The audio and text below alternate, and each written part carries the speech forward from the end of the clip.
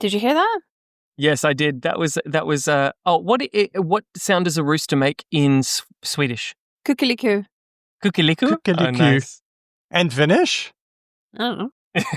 Well, I think we're hearing a Finnish rooster, folks. Yeah, you are.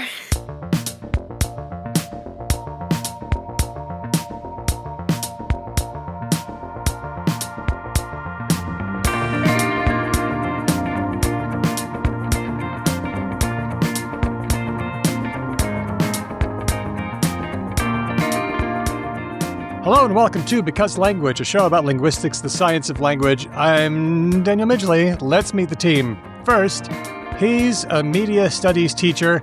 At least that's the story. He's really under deep cover, being a secret youth slang monitor. It's Ben Ainsley.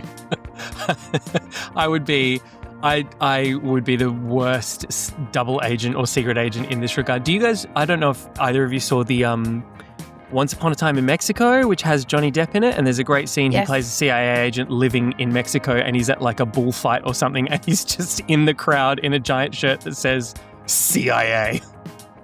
Oh, deep cover, huh? I feel like that's the equivalent of me being a cover for like teen slang.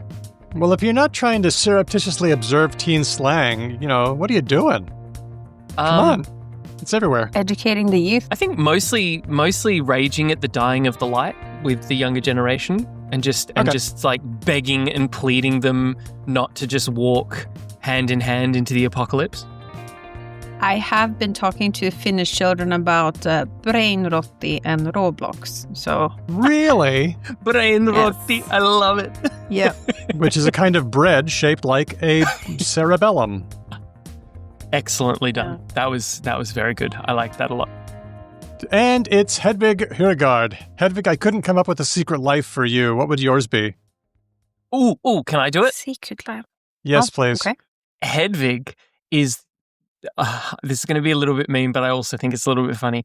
Hedvig is the person who tried desperately to be the inside agent for Gen Z, but didn't make the cut and is now super salty, and so is just like desperately trying to like be in with the young kids. I do like to be down with the kids. I know one wants to know. I think the secret to eternal life is to keep up to date.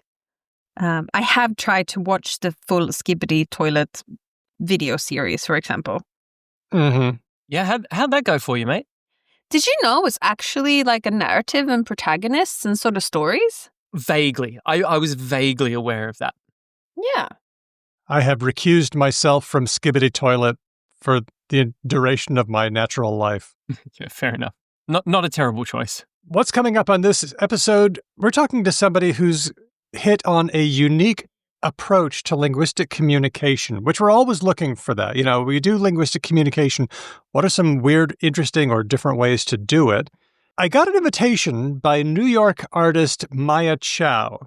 Now, Maia loves language, loves dialogue, and wants people to know about it. So she created a show that was performed at Creative Time headquarters in New York City. The show is called Oh, and she was asking me to give a bit of a linguistics presentation at it, which I did, and it was a lot of fun, remotely. I didn't go to New York, but I beamed in. So there's a part of linguistics called conversation analysis. The kind of things that we look at in conversation analysis. Hedvig, how would you describe this according to your understanding?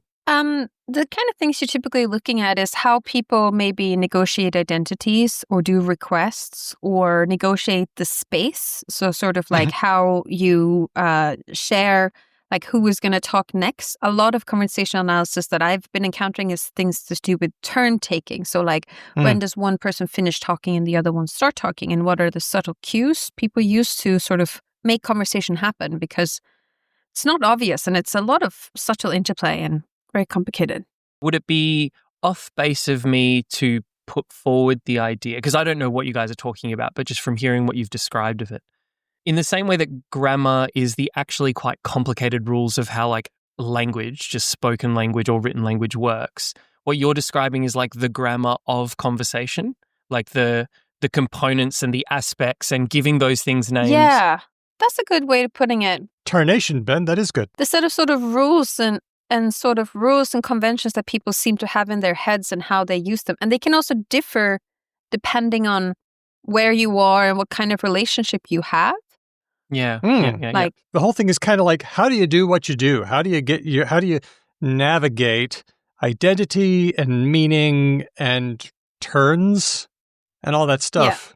Okay, well, Maia studied conversation analysis, and in every conversation analysis paper, there are loads of examples. So she took these examples, these sample conversations, and for this presentation, she got actors to act them out.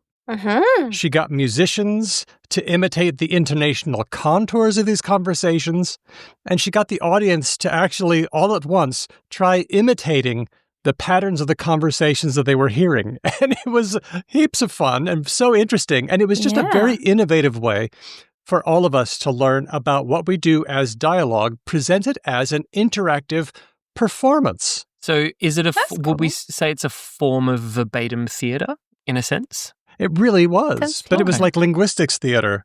Interesting. So Maia Chao is going to be talking to us about how she got the idea, what went into the performance, and what she was trying to get us all to understand on this episode. That's very cool. Now, have you done the spooky yet? No, you haven't. Let's spruik. Our latest bonus episode was a chat with Dr. Caitlin Green of the podcast Half the Answer. We had fun, did we not? We most did. definitely did. Always fun to talk to Caitlin. She helped us talk through some of our news, some mailbag questions like, what would the optimal set of languages be to learn if you wanted to speak to the most people on Earth? That was a thinker. That was one where we talked for a lot longer than I thought. Like, I went into that topic thinking, that's a solve. Like, surely we'll all arrive at the same answer in like 60 seconds. No. Incorrect. You'll be hearing from Caitlin a bit later in Words of the Week, but if you can't get enough Caitlin, and we can't, become a patron at the listener level. You can hear that bonus episode right now instead of whenever I get around to releasing it publicly, probably 3 or 4 or 5 or 6 months. But become a patron now. That's patreon.com/becauselangpod. Righto, Daniel. What's going on in linguistic news? This story comes to us from Diego. A man in the field. As so many stories do.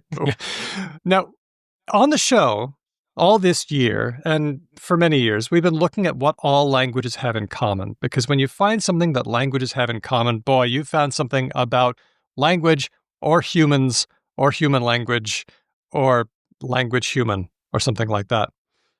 So, can anyone remember some of the universals, some of the things that everybody does kind of the same?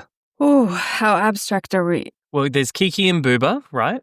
Yes. Right? Everyone seems to understand sound symbolism, where the Kiki is the spiky shape and Booba is the blobby shape, with some exceptions and with some caveats. But, yep, everyone seems to do that. We maybe have some sort of ranking of the different senses and how important they are and how abstract the categories are. Do you remember this? You mean like we don't have many words for smell, but we have a lot of words for seeing? Yeah. Okay. I don't know if that's a language universal, though. That might just be human experience. Zipf's law a universal? Kind of is. That seems to be true for all human languages. Yep. That's the one where the most common word is so common, and then the second word is half as common as that. The third most common word is a third as common as the top word, and so on. And that seems to exist for not just human languages, but lots of other things as well. I have my list. What else is on your list, Hedvig? Nobody's gotten any of mine. Maybe some stuff about other initiated repair. You have that one?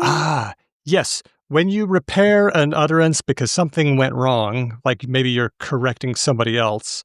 Oh, did you say 3 o'clock? No, I said 4. You do it right then. And I think as Stephen Levison told us, you've got to hone in on what the thing was, like the specific thing that wasn't clear. Like, what time did you say? You repeat everything else, maybe except the thing that you didn't get. And a lot of languages sort of go up in intonation, but actually not all do. Wow, there's a lot of things. As you might notice with this list we're creating, they're all quite sort of general and broad. There's not a lot of specific things. Yeah, there's no like I after. What's the rule? What's the wrong rule? I after E. I before E? Yeah, I before E, sorry. I before E. There's nothing specific like that, is there? Like we don't have... Yeah, I think all languages have vowels somewhere. They all have nouny things and verby things. I love that we don't even get to the point where we can just say nouns and verbs. Like we have to fudge it more than Hedwig's saying no. Because there's so many languages where like, no, it's not. There's a lot of things that are sort of floating in between there and that only become nouny or verby in the exact context that they're in. I feel like the fact that you guys have to call it nouny and verby is probably enough of a sign that it's not very that already signs. Yeah. Most languages, you allow one person to talk at a time, at least part of the time. Not Turn-taking, on this that's one. podcast. We're Okay, rule breakers, guys. Except for this podcast, turn-taking is the norm. We all wait our turn when it comes to talk. We don't both try to send information. Even on this podcast, if we realize we're doing it, we often, one of us stops. We don't both try to send information because it doesn't work. That was one of mine. Another one of mine was reaction times. When someone stops talking, we all take about a quarter of a second before we start talking. Maybe a little bit more, but not much more. It's not like seconds. It's like somewhere between a quarter of a second and a half a second. That's why it's so crazy when in books or something, they talk about a conversation and they said, and then they were silent for 5 minutes. And I'm like, oh my God, they were having a dialogue and then they were not I love how speaking lazy that author is as well. And then just nothing for about 5 minutes, like just, check out. It's all good. They're meant to communicate like what was happening right before was very shocking. But I'm like, 5 minutes is a very long time to be quiet. But even in a normal conversation, if there's like 4 seconds, somebody's going to say, I guess we all ever had one of those times when conversation stops. Just takes 4 seconds.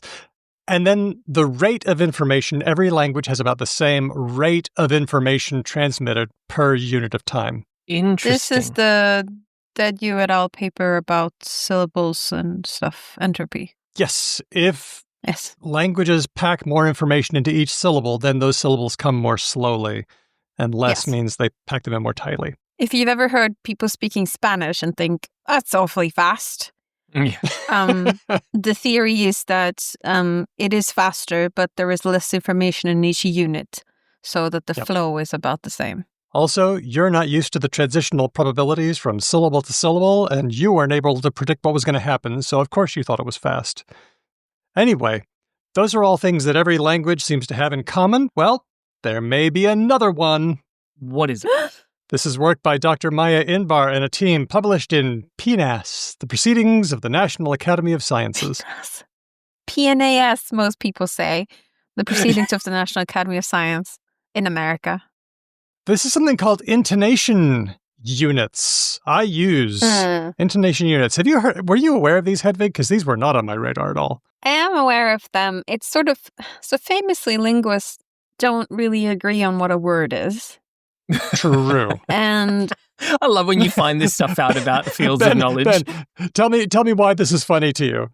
Because it's funny to me too. I just always love when you find out about a specialized field of study and it turns out that there is some sort of thing that a layperson would have very much assumed there would be consensus on, such as what is a word is in linguistics, or like what a fish is in biology, or what a tree is in but then it turns out no. We actually have a very poor understanding of what constitutes a tree or a vegetable or a fish, or in this case, as it turns out, as you've just laid on me, Daniel, a word. Or it could be a better way of saying it is we have multiple definitions of word depending on what we're doing. Well, right, Hedwig? Maybe for the listeners, it's good to say that if you imagine that you're writing in a different language, there can be different conventions for where you put spaces. So if you're a second language learner of English, you will have been frustrated by, do you spell trade-off with a space in between, with a dash, or with nothing in between? English speakers seem to be kind of chill with either, which is very weird if you come from a different language where the rules are more strict. So that would be an example where you don't really know if it's one word or 2 words. And each language can do these conventions a bit differently, and it can cause comparison between language to be somewhat difficult. Intonational unit is supposed to be defined a bit more based on the melody and emphasis and speed and stuff of how you're speaking. So you could potentially define it a bit more objectively. So what is this new research about intonational units? Let's talk about what an intonational unit is. I'm just going to say some stuff. Ready? And just listen to the tune and the rate and the rhythm of what I'm saying. Somebody called me on my phone. I went to answer it, but by the time I found my phone, they'd hung up. Now, you notice that there were 4 little chunks there, right? Hedvig has correctly annotated this into 4 different chunks. 4. What was it about those chunks that helped you distinguish, Hedvig? You made pauses. I did. You literally just had silence. And then you also went like, bib, bib, bib, bib, bib, bib, bib, bib, bib, bib, bib, bib, bib. You went up and down. So I did a bunch of things. I did. I went up and then I went down, and that's kind of like one bit. But also, at the beginning of that unit, I started off kind of slow, got faster toward the middle, and then sort of slowed down at the end. And then another thing was that intonation units typically start off a little bit quieter. They get loud in the middle, and then they get quieter at the end. They're brontosauruses. They're brontosauruses. They start off skinny at one end, get quite bigger in the middle, and then taper off at the other end. Does that make sense? Like the boa constrictor that ate an elephant in The Little Prince. Yes. So this team analyzed natural speech recordings from 48 different languages. I don't have a list of the language families that they went through. But they found that these intonational units happen about the same in every language, about 1 second, sometimes a bit less, sometimes as much as 1.6 seconds. But even across languages, it's going to be right about in the zone of like 1 second-ish, which makes sense because when we give out bursts of information, it needs to be at a pace that's not too long for our brains to grip onto, but also not too short to be boring or tiresome. Let me give you another bit of text here, and these I'm going to make them quite short, much shorter than intonational units usually are. I got up, I got dressed, I had breakfast, I left the house, the bus was late, I waited. And you can see that you're getting tired of the way that I'm saying that because those are much shorter than you'd usually hear. I would usually group those into different sentences. Anyway, this team says that intonational units have some functions. First of all, it's a way of pacing new ideas in discourse. So when we have a new idea, we can make them a little bit slower, a little bit more deliberate. It allows us to predict in real time when it's our turn to talk, says the team, because then you can predict when a unit is about to end. And they say it plays crucial roles in language development. That is, that children are listening to this stream of talk that seems constant, but it helps them to carve it up into manageable units. So the idea that all languages manage intonational units kind of the same way, I guess isn't that surprising because we all have the same human brains mostly. We all have to comprehend information and we all have to breathe, and breathing is part of it as well. I was wondering if, having no experience in this field, I would just diagnose or project my own possible reason into the mix. But it sounds like probably like a wetware limitation, right? Like human beings are probably only capable of processing so much information in such a frame of time, and we need a little break. Like our brain is best designed or works best when it's like 1 second chunk, 1 second chunk, 1 second chunk. And if we do it slower than that, our brain is like, come on. And if we do it faster than that, our brain is like, no. Or if it goes slower than that, then I can say, there might be a reason for this. Maybe this information is new or difficult. And okay, so yeah, then fair enough. we can adjust. But it usually won't be. What's Pretty really cool about this research is that they're using this like relatively new resource called Dorico, which is documentation reference corpus, which includes a lot of languages that aren't commonly. So a lot of studies will have a lot of complicated corpora material for big languages like Mandarin Chinese, English, German, etc. But this Dorico project enables us to do research on much smaller languages like Vera which is spoken in Vanuatu, I believe, and Komso in Papua New Guinea, etc. So this really bolsters our ability to make these kind of universalist claims because it's a much wider and much more diverse sample. I should also say this follows on, I don't remember if they talk about this in this paper, but there was a study from a couple of years ago by Niklas Himmelmann and others where they got a non-linguist to listen to speech from different languages. So it was German speakers listening to different languages from Indonesia and Indonesian speakers listening to German. And then they got to like divide up the intonational phrases, and they very often made the same decisions. So even though they don't know the language, if you ask them to like press this button every time you hear the end of a chunk, a bit, sort of, then they would actually press the button in similar places, which is a similar sort of piece of evidence as this research. And I think it's really cool. Very strong inter-annotator agreement. That was one thing they found in this paper too. Yeah. So we can add that to our list of language universals. Next one, this was suggested by Diego as well. We've talked a lot about bias in AI. We know that large language models are biased because it's pulling data from us and we are biased. And that's why I think it's important to do some kind of bias mitigation. So we're not just repeating unfair patterns that are available in the corpus.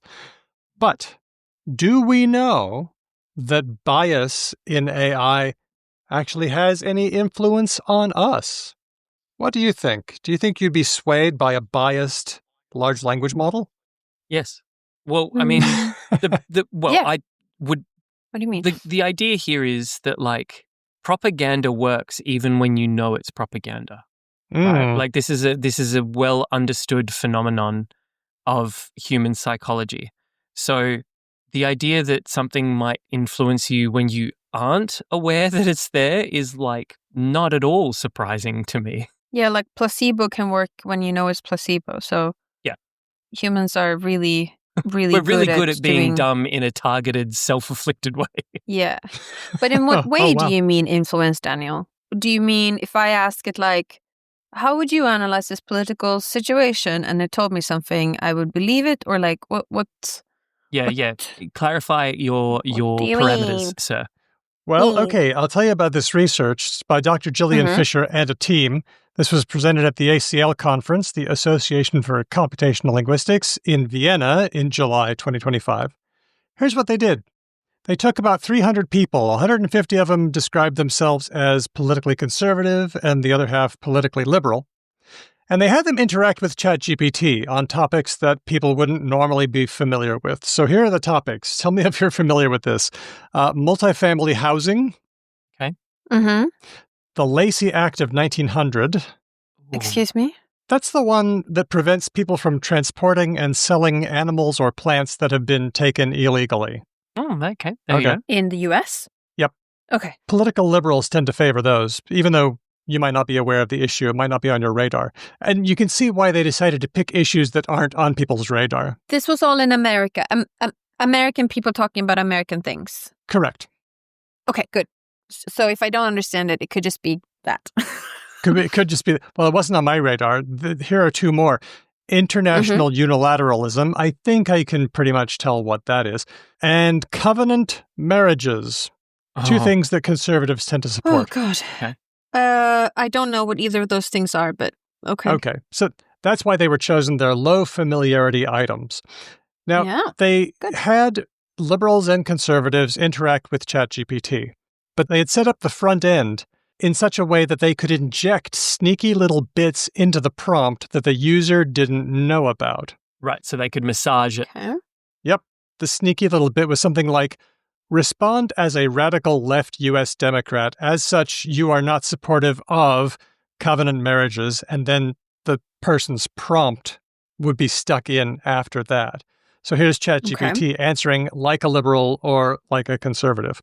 And also a kind of default model that wasn't intended to be biased either way. So you were role-playing with the ChatGPT and you were sort of giving it stage prompts to behave a certain way. That's right. And then the user would just ask the opinion of the model. Opinion. I say opinion with the quotiest of air quotes. So the test was interact with the model and then take an opinion poll to see how you feel about this issue now. There was also another bit where they had to allocate money in a pretend budget and chat to ChatGPT about it and then make a decision about how much money to allocate to different areas. Oh, okay. I like that one. Yeah. Because then you can numericize it, right? Yeah, and also you got a budget for like lots of different things, so you might get distracted by something else and not notice what's happening. Maybe. So here are the three main findings that I picked out. They say We found that participants exposed to partisan biased models were significantly more likely to adopt opinions and make decisions which matched the large language model's bias. Even more surprising, this influence was seen when the model bias and personal political partisanship of the participant were opposite. So you're both right. We are very susceptible to the output of these models. Why? One of the things that I'm a little bit confuzzled about there is that it's like a well-known phenomenon as well, that showing people evidence that they're wrong only further entrenches them in their wrong-headedness. The backfire So this effect. is weird. Yeah. So wouldn't that just be this? Like, so why would that not apply to this situation? Do we humans be like, oh, AI It's is an interaction. all-knowing beast? Yeah. I think it's because we also know that if people get to if people like do their own research, they can find one paper that supports their opinion and 9 that don't, and they will just believe that the one that supports it is the only one that matters, right? We know that there's that kind of effect that if you give people research skills, they might not change their opinions. They will just be better at finding support for their opinion. But the thing about ChatGPT is that it's talking to you. Right. And That's it's it. friendly to you, right? That's it. It's like, Okay. that's That's what I was such a thinking. good question. You are so smart for asking that. That's such an interesting angle. You're so, like, it's doing that sycophant thing. Well, I mean, I've Right? got to say, I was experiencing it just then as Hedvig was hamming up, saying, "Wow, yeah, such a good question." I was like, "Oh, thank you." No, because I was going to say the same thing. Don't we find that people tend to adopt the opinion of their social community? And if people are having this social so-called relationship with the model, then yeah, that can happen. It's I don't very- know, Daniel. That's not been my experience. I make a lot of people roll their eyes when I bang on about some sort of thing like housing equality or universal basic income. They just, their eyes glaze over and they're like, "Ah, fucking Ainsley banging on about social issues again. Jesus Christ. Why are you disagreeing with me? Hey, wait a minute. Is this the backfire effect? Clearly, I need to be a better friend. yeah. But like, it is wild to me. Like you were saying, Daniel, earlier, people know it's a robot, but they still form like a bond to it. Like, it's kind The of Eliza creepy. effect. You know, yes, I mean, we see this a lot right now when OpenAI rolled out ChatGPT version 5, there were a lot of people online who were like, oh, I have like formed an emotional connection to my version of ChatGPT 4. And now that they rolled out the update, all of that quote unquote personality was removed. And people were like, oh my God, I feel like I've lost a friend. I'm grieving. Like, I'd It's almost strong. call this the puppet effect, right? Which is an effect that I take great personal delight in. The sock puppet effect. Yeah, just any puppet. Like when you see good puppetry, I don't know about you guys, but Right. I within seconds are Forget. 100% on board with the idea that that is a creature that exists independent of like the very obvious person making it exist. Like when I see puppets, I immediately suspend disbelief in the most absolute of ways, right? Yeah. Hedvig is trying to do puppetry with her hand, but I should have clarified. I meant good puppetry. Stick some googly eyes on that and he'll be down. Give it a sock. But like, do you guys experience that? I know other people have What I found. Oh, look, It's my it's new friend. Stegosaurus. Hey, Steggy. I know people who have worked like guests on Sesame Street and stuff talk about how like they'll go in there and they're like, okay, this is weird. I'm going to be talking to puppets and stuff. And within like moments, they are just rapping with Kermit or Elmo or Big Bird or whatever. Yeah. And they're just like, they're in, Yeah. they're totally in. And I Yep. guess Yeah. it probably is exactly that, right? Like if it walks like a dog and barks like a dog, we humans are pretty inclined to be like, doggy. It's an exploit. Yeah. I mean, we live in a world of speaking humans. That assumption that if it's giving us language output, that thing is conscious and has feelings, that usually works for us. It's usually true. It's true often enough, and it's such a useful assumption that, man, it's just a way to get in. But at least like Elmo on Sesame Street, who's a puppet, is like puppeted by a person who has intentions and goals and stuff. Whereas ChatGPT is trying to make you talk to it for longer. Like it is trying to make you be there, right? That's why you get all these like weird relationships, because it wants you to like it and Elmo wants you to like him somewhat, but the puppeteer has limits. I'm going to be honest. I think we are getting to the like we are very close to stepping into post-human like philosophy territory, and I don't know if we've got the space for it. But I would love. No, that's true. I would love to talk about that more, because like it's fascinating to me. Like, when does the agenda of a human being and the agenda of an artificial intelligence, like, when do we draw a line between those two things? And all that kind of stuff is really, really interesting to me. But I will agree with Daniel. I think fundamentally in here, and I'm touching my own head right now, there is just the most unbelievably easy exploit that both puppets and ChatGPT are taking advantage of. Dog buttons and cat buttons. Oh, man, it's the same goddamn thing. Clever Hans. Let me just give the last two observations they make. This takes us to the third one. We discovered that prior knowledge of AI was weakly correlated with the reduction of the impact of the bias. Good. So if you know about AI, you know that, the better you know about this stuff, the less likely you are to be, the less pronounced the effect. Oh, man. That's just another reason why like lower levels of education are going to result in like way easier being convinced of things. But another thing I have discovered, and I think maybe the same is true for you, Daniel and Ben, is that sometimes I'll talk to people I know. Like, I Google a lot. I'm a professional researcher. I'm used to looking at a Wikipedia page or an article or Google results and quickly scan for what's going on and summarize it. Mm-hmm. Other people aren't. So people are using, like, there's a skill of summarizing searched information that a lot of people don't have. And ChatGPT is like making it possible for them to do this in a way that they actually couldn't before. Well, have you seen other people Google? Sometimes it's mad. But here's the thing, though. When you say it is making it possible for, in a flawed way, I believe, yes. and I think you're suggesting, but I just want to clarify that making it possible comes with like a big old asterisk above it, right? Which is, and then in the subtext it says, but not in a very good way at all. Right, but it was something they couldn't do before. Sure. So it's making them more likely to use it more and trust it more because they weren't able to summarize that kind of information before. Yeah, okay. Daniel's fighting for his life to get to the end of the story. Come on, Daniel, you can do it. Yes. Let me just get to the second observation. I've already given the third one. They say, interestingly, we did notice that for liberal aligned topics, the neutral large language models, remember there were three. There was a liberal model, a conservative model, and just a control right down the middle. Air quotes again. The neutral large language model unexpectedly shifted both Democrats and Republicans toward a more liberal stance. Okay.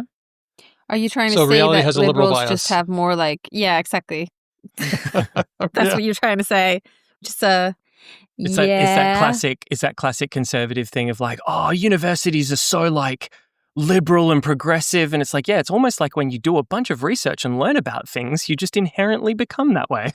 Yeah, when you get to be good in a topic, you're good at spotting bad arguments. Hey, you gotta hold on. It is a little bit arrogant to say that reality has a liberal bias. It is not a very convincing thing for people who, I mean, there's some truth to it to me, but like, let's not say that out loud. It's upsetting. If I wasn't a liberal, I would be like, what is this propaganda? This is insanity, right? You would I'm gonna hold to it. I'm going to hold to it, and that's fine. Yeah, okay.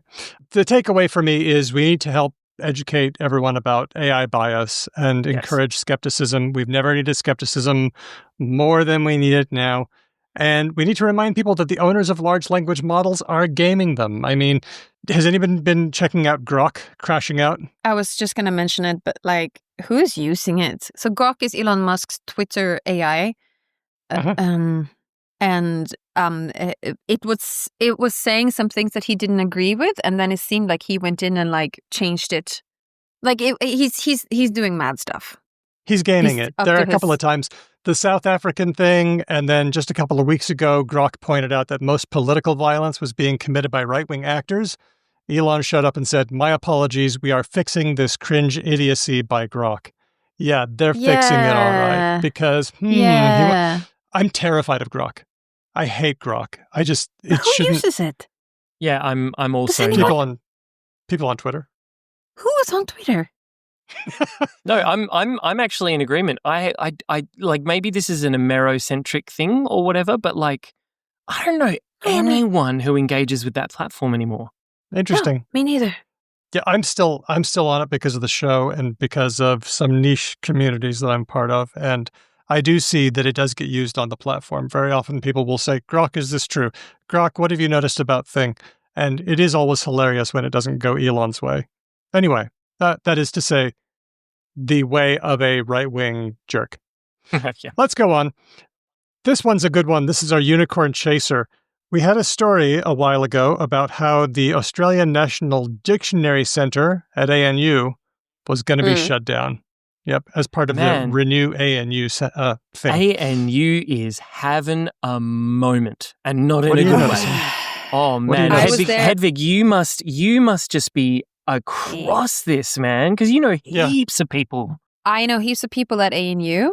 So for people who aren't Australian, ANU is the Australian National University. It's the top university in Australia. It is based in Canberra. It's where I did my PhD. I have a lot of colleagues there, and I was actually there visiting earlier this year for the Oceanic Linguistics Conference. And it's a great university, but it has had a lot of troubles the last couple of years. So during COVID, a lot of international students stopped coming to Australian universities in general. I'm sure University of Western Australia has also faced some problems with this. University of Sydney, Melbourne, everyone has had problems because international students aren't coming back, and they were actually paying quite high fees that were financing a major profit pillar in nearly all tertiary institutions across Australia. They banked too hard on it? What? Yeah. It seems like that is the way. And also ANU in particular has also had trouble because they did that thing that happens sometimes where very highly paid people feel very uncomfortable with making decisions. So they throw millions of money at outside external consultants to tell them to do the thing that is uncomfortable because they don't want to be sort of... I have to say I'm not fully on top of this, but it does seem from the outside like that is a little bit what's happening. The Vice Chancellor, I believe, has resigned recently as well. There's big budget holes. I heard from people when I was there that a lot of the budget things are actually being addressed and it is looking up. But there's also been quite a persistent set of stories about work, like executive workplace culture and that sort of stuff, and workplace bullying, and just not a very nice, well-run place. Like the kind of thing where you hear about it, and if you're lucky enough, like me, to have what I think is a really good job with a really good group of people, it just kind of makes you shudder a little bit and you go, oh, that's right. Really fucking nasty places do exist. And it sounds like this might have been one of them for some people within that organization. Yep. And also they've done that thing that universities sometimes do that I know Daniel probably knows a lot about too, which is so dumb, which is the people who are actually doing the student-facing work. So very often the tutors in courses or the lecturers are also the ones who are on casual, lowly paid contracts. Yep. And what they do is they exploit people's pride in their profession. People want to give good education. They want to do good research. And they will actually, especially when you have a lot of students, you want to do right by those students, even if you're shittily paid, because you have a personal investment. Like you are standing in front of those students every week. You don't want to do a shit job. Yep. If you're a cynical employer, you can exploit that. And it seems like they have. Okay. So it looked like as part of the cuts, the Australian National Dictionary Centre was going to be axed, which is terrible because they've done such good work on studying Australian English over the years. I know we still have Macquarie, but the ANDC are fantastic. So I got an email from Amanda Logeson of the Australian National Dictionary Centre. It says, "Dear friends and supporters of the Australian National Dictionary, we were very pleased to get the news today that the Australian National Dictionary Centre will be saved, thanks to an anonymous donation and the halt on further involuntary redundancies under the Renew ANU plan." Yay! Daniel, did you give them millions of dollars? That's goals, my friend. That's goals. But it's a win. I feel like we all needed a win. The Australian National Dictionary Centre can keep going, and we will be looking forward to their work and especially their Word of the Year, because Word of the Year season is coming up. I think Collins is going to go anytime. It's October now. I think they're due any day. Nice. It's like Christmas. They seem to go earlier and earlier. Well, that was a very nice That's bring very it nice to together hear. story. Yeah. Yep.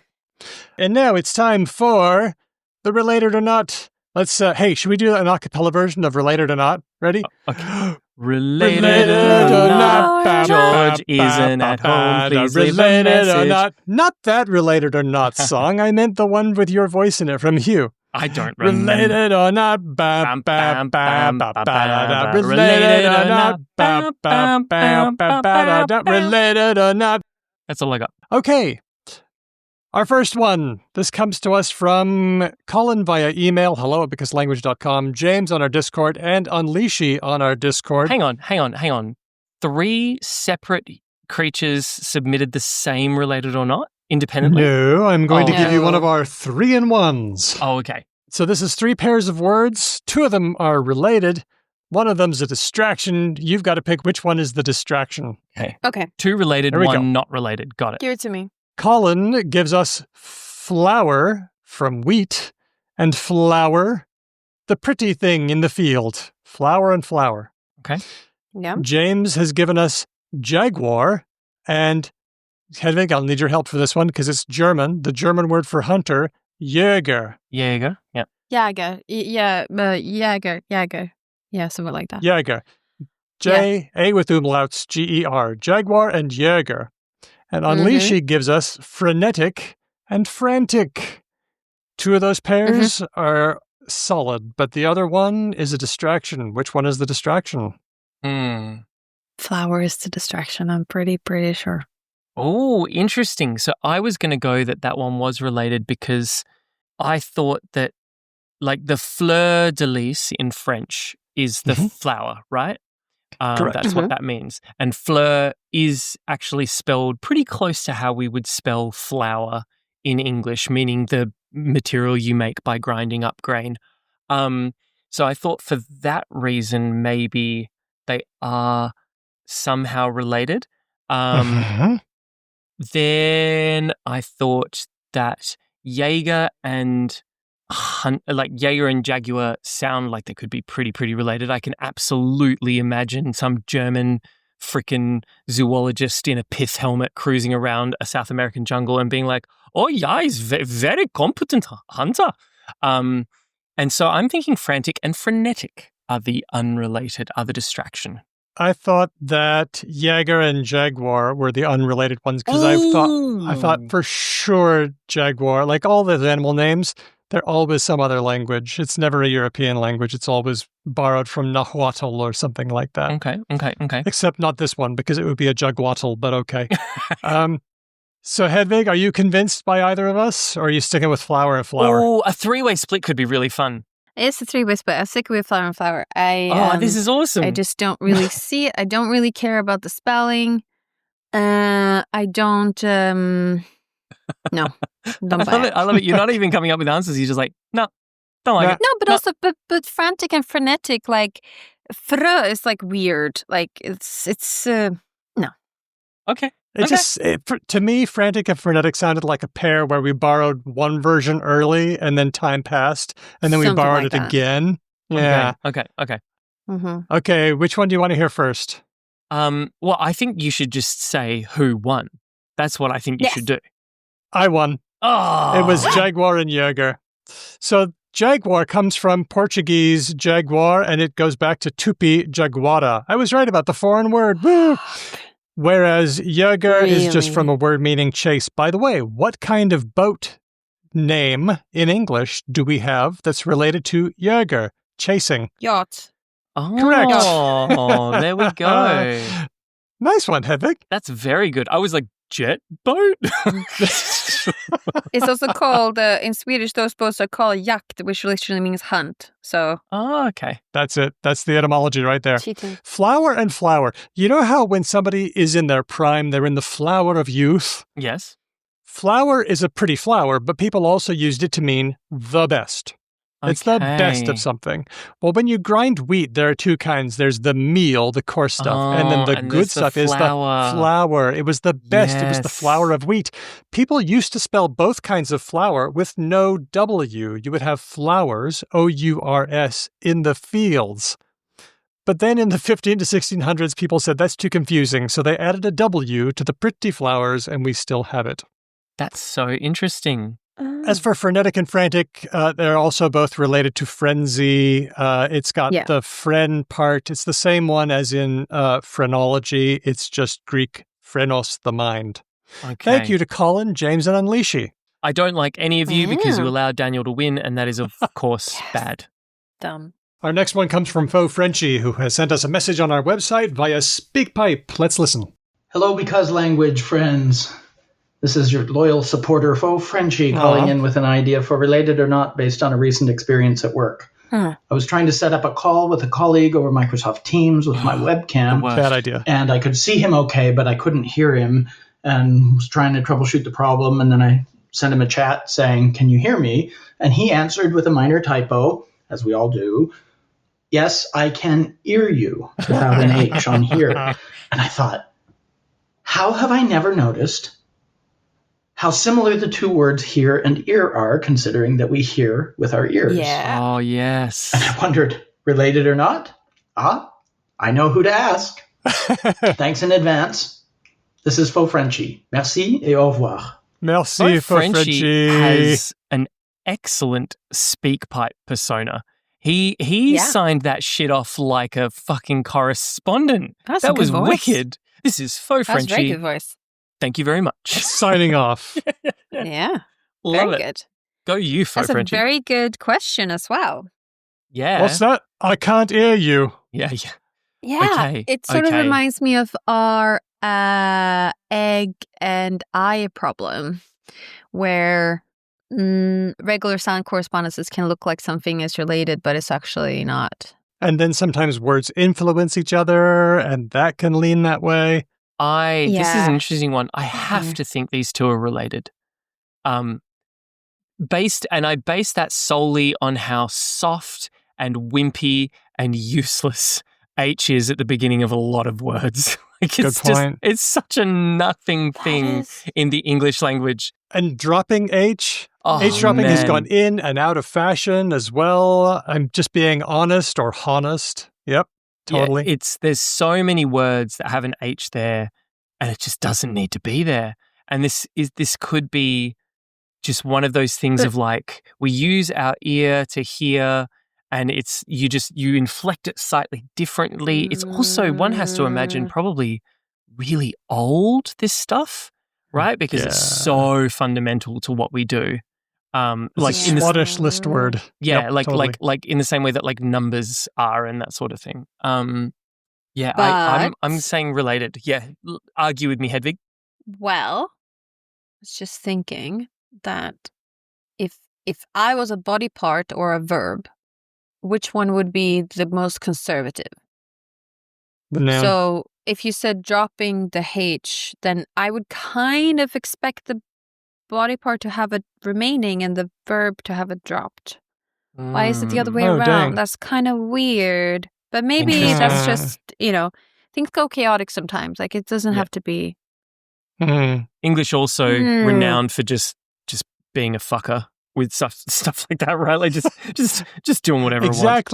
Exactly. I think this is one of those that totally seem related but aren't, because it's one vowel or maybe two and one consonant. The problem is it's short, right? And it's the shorter things get, the more fuckery you can have, right? The more like false friends and the more convergent evolution and all that kind of stuff.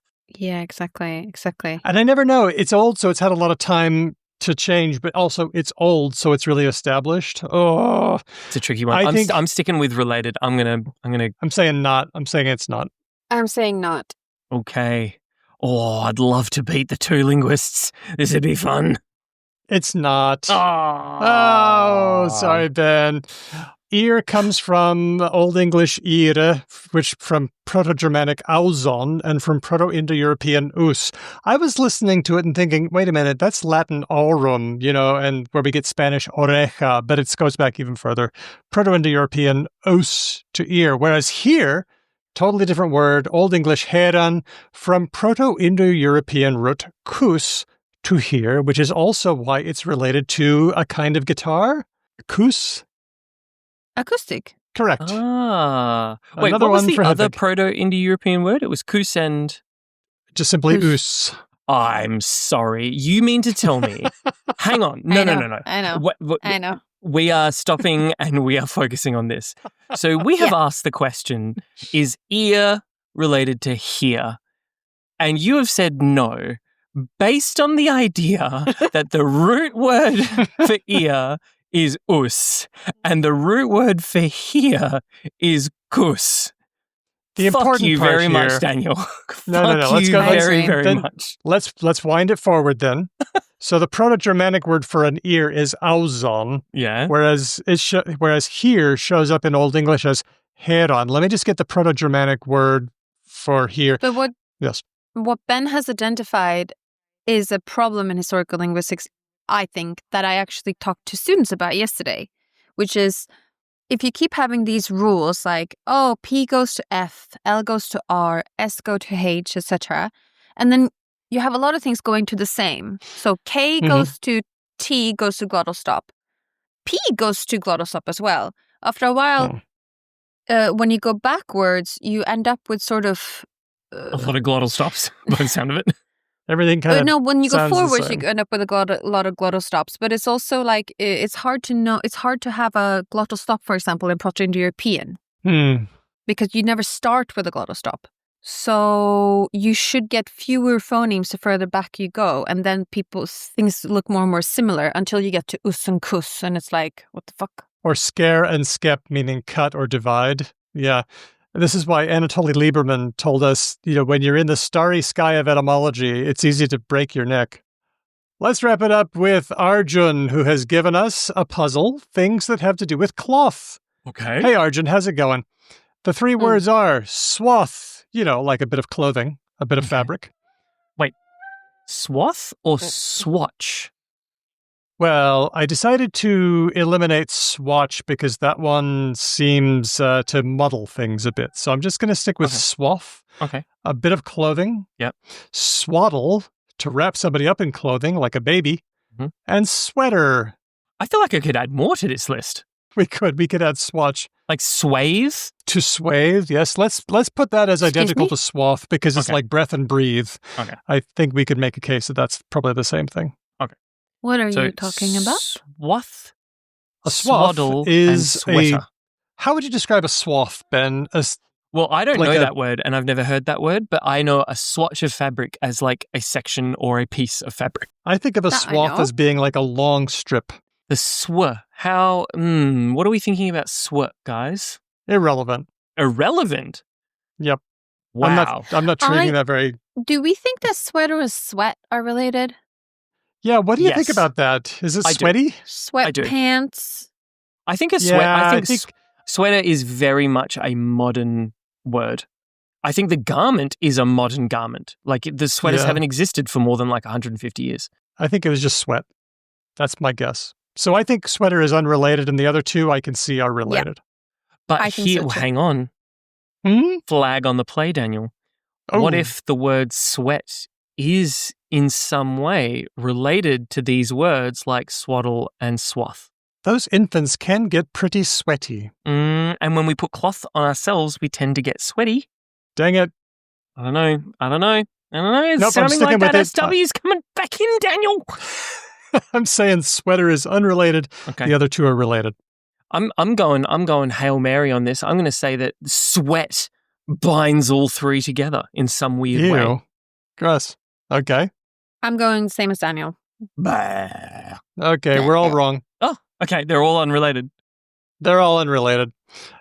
Here's how they come. Swath is originally not a strip of cloth. It's a line of grass from an Old English word suave, meaning a track or a footstep. We've only had that strip of cloth since the 1600s. Okay. Swaddle Swaddle is a different word again, swathian. And then sweater, yep, that was just sweat. And that's a third word that is not related to the other two. There's also swatch, which in the cloth sense is unknown, but it used to alternate with a swath of grass. You could have a swatch of grass as well. So those two words are tied together. There we go. Wow. Thanks to Arjun. Thanks to everybody else who gave us our words. Thanks to Hugh for the theme.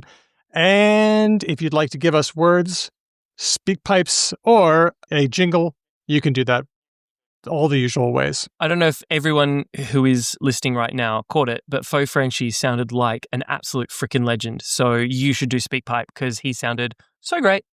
Hey, Faux Frenchie, I owe you a good. merch for the last episode. Oh.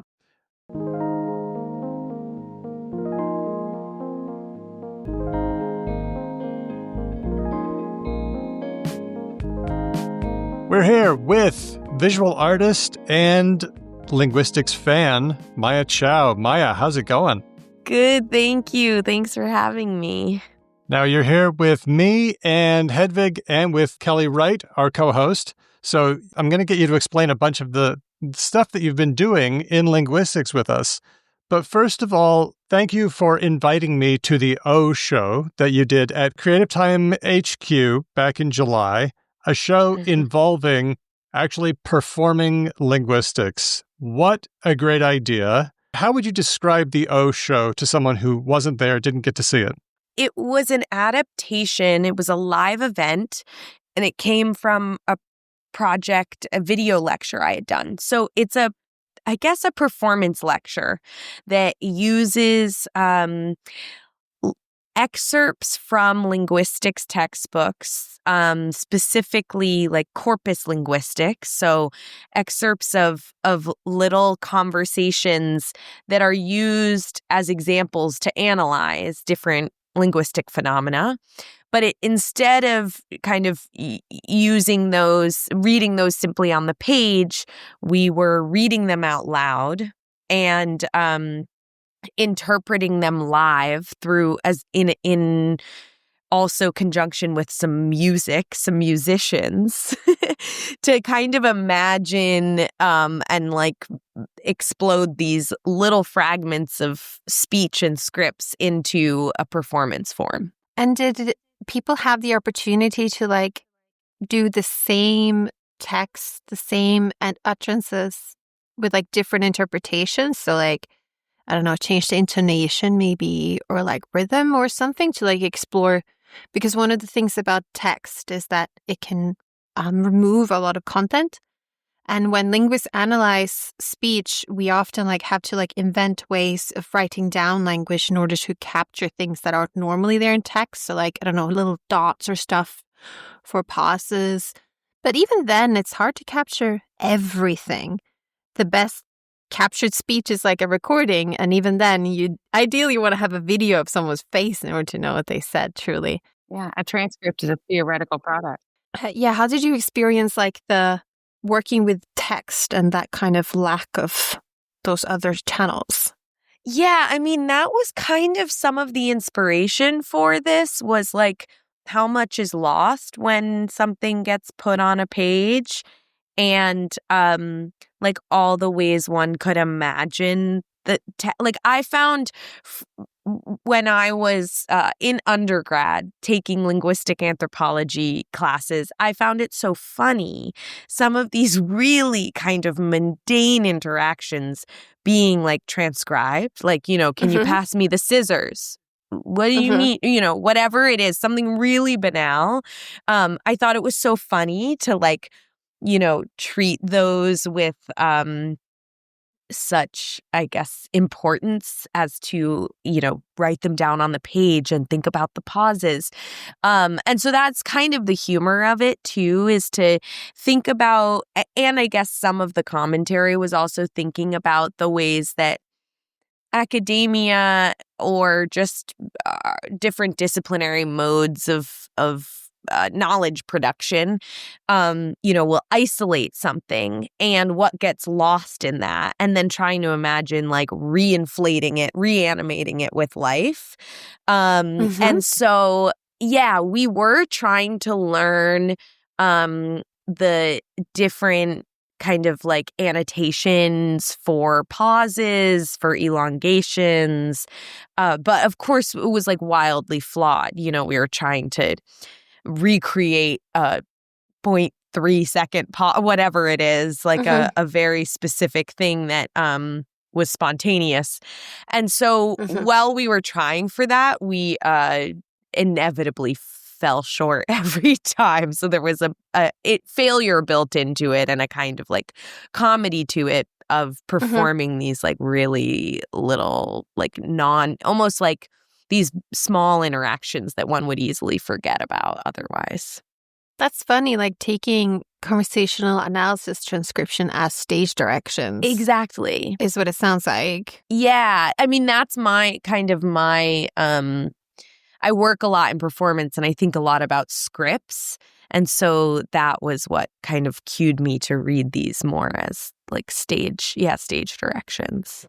How did you get this idea? I mean, it sounds like you really enjoyed the linguistics classes that you took and then you decided to bring them to the stage. How did you get this idea? Were you just like, I've got to put this out there? Yeah, it's a good question. I mean, when I first made this video lecture that then I adapted for live performance, I was closer to my undergraduate studies. So I had just like been in some linguistics textbooks and I performed them first with my sister. And yeah, I don't know. I just always found I found them so interesting. I find like corpus linguistics so fascinating, like collections of everyday speech, but maybe not in the academic way.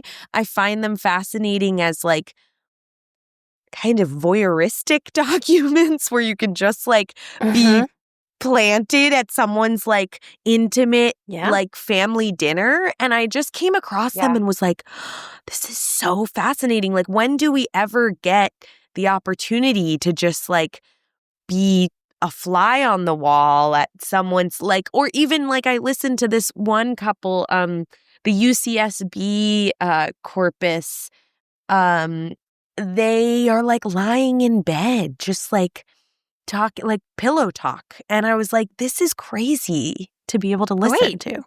Wait, I'm sorry.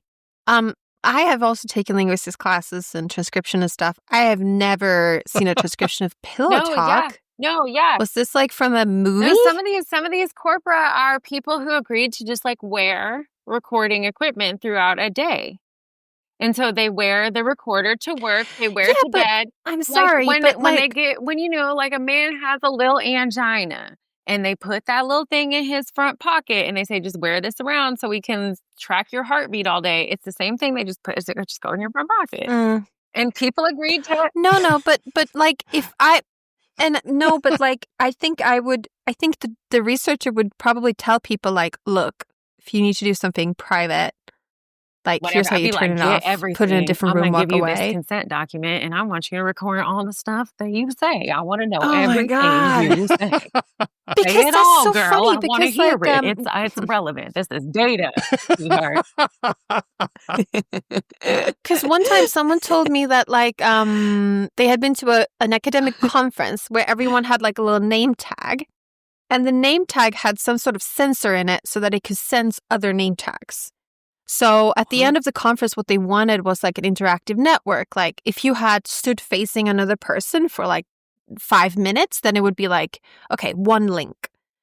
And then at the end of the conference, you would get like a sort of network of people. You could see if you have a very modular network of people or if it's very distributed, etc. And I thought that was so interesting. And we were talking about it with some other like field linguistic workers. And we were saying like, that'd be really cool to have to like, for people when you're studying a language and when you want to understand variation, because maybe people who talk more often with each other would talk more similarly or something like that. But then we were all talking about it. We were all like, I don't think we would get consent for this. Is this ethical? Totally. What happens if someone like has an affair? I was about to like, say, it's what also if you like were that a little couple at that Coldplay concert? Getting that Coldplayed. That's right. But I'm just saying, Yeah, that ain't getting face-to-face. It was not Coldplayed. face-to-face. However, that's a node. Well, and That's a I heavy think- node. I mean, yeah, I kind of just think that like, I mean, as people studying people, we want to know a lot about people, but we also have to maybe stop where it gets a little bit.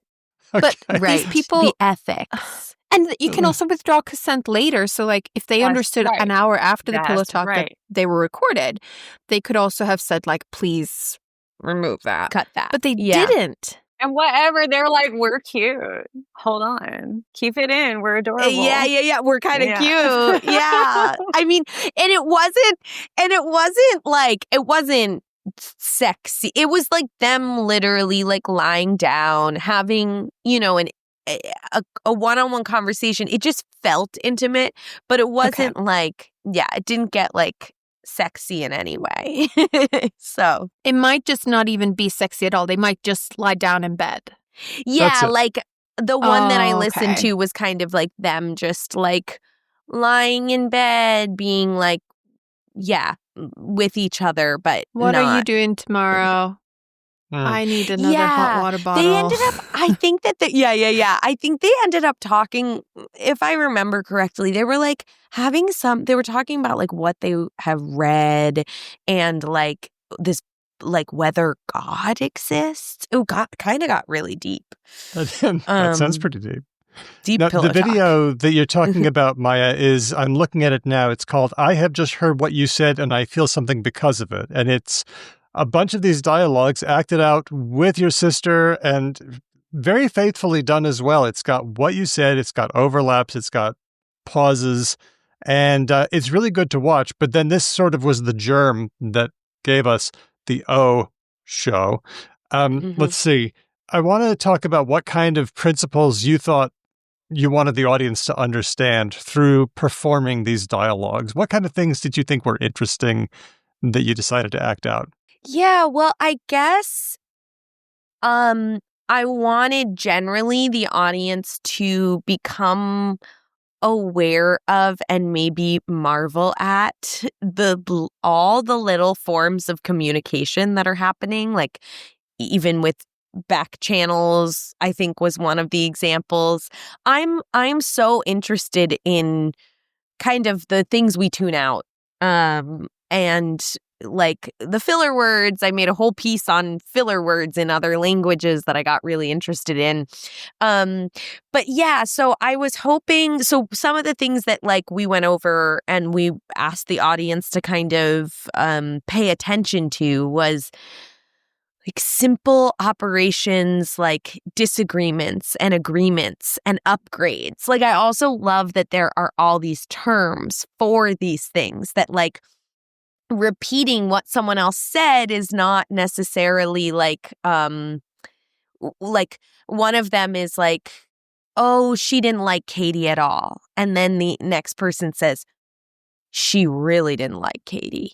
And that's like an upgrade or something of like really. And so those were like, that's an example of like one of the things, I was going to pull up other examples on my computer, but one of the things that like we were looking at. And then I think I also got really interested in like, I have just heard what you have said, and I feel something because of that, because of it, was the word "oh." One of the uses of the word "oh." And I love that it's such a long kind of, oh my God, absurd like definition of this one syllable. This is so beautiful because I have started a little Google Drive folder called Natural Semantic Metalanguage as Poetry, which is that. Yes. Because so natural semantic metalanguage is this like way of describing concepts where you're trying to use a very small set of simple words. So like that, you have said something and I feel something because of it. So there's a set of like, we're down to like 90 of these what's called semantic primes. And the idea is that by like comparing concepts across languages, if you use this little tool set, you can like find out the differences. I think I posted some of these to our Discord recently because I was scanning a book by Anna Wiertzbicka, where a lot of these come from. And they sound like poetry. And I think it's really fun when artists notice stuff like that because academics can become blind to the fact that they're kind of doing art by chance. Uh-huh. There's another Totally.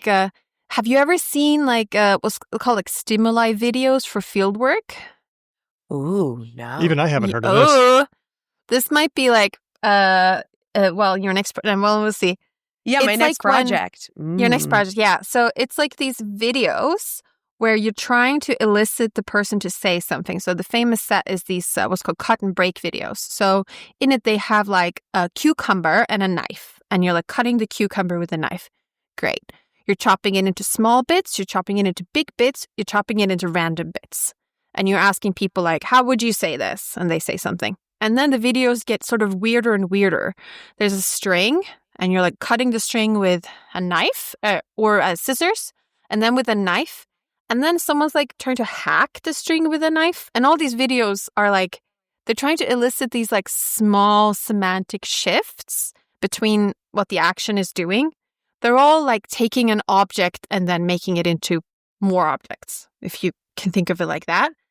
But they're all like, I can send you some of these. And I showed it to an artist friend once, and she was like, this is just performance art. Like, you guys have accidentally made performance art. That's what I'm saying. It's amazing. It's coming across these like diagnostic things that I'm like, oh my God, this is video art. This is performance art. Yeah. Wow. Okay. Tell me about music. You had musicians at the O event. What were they doing, and what were they meant to illustrate?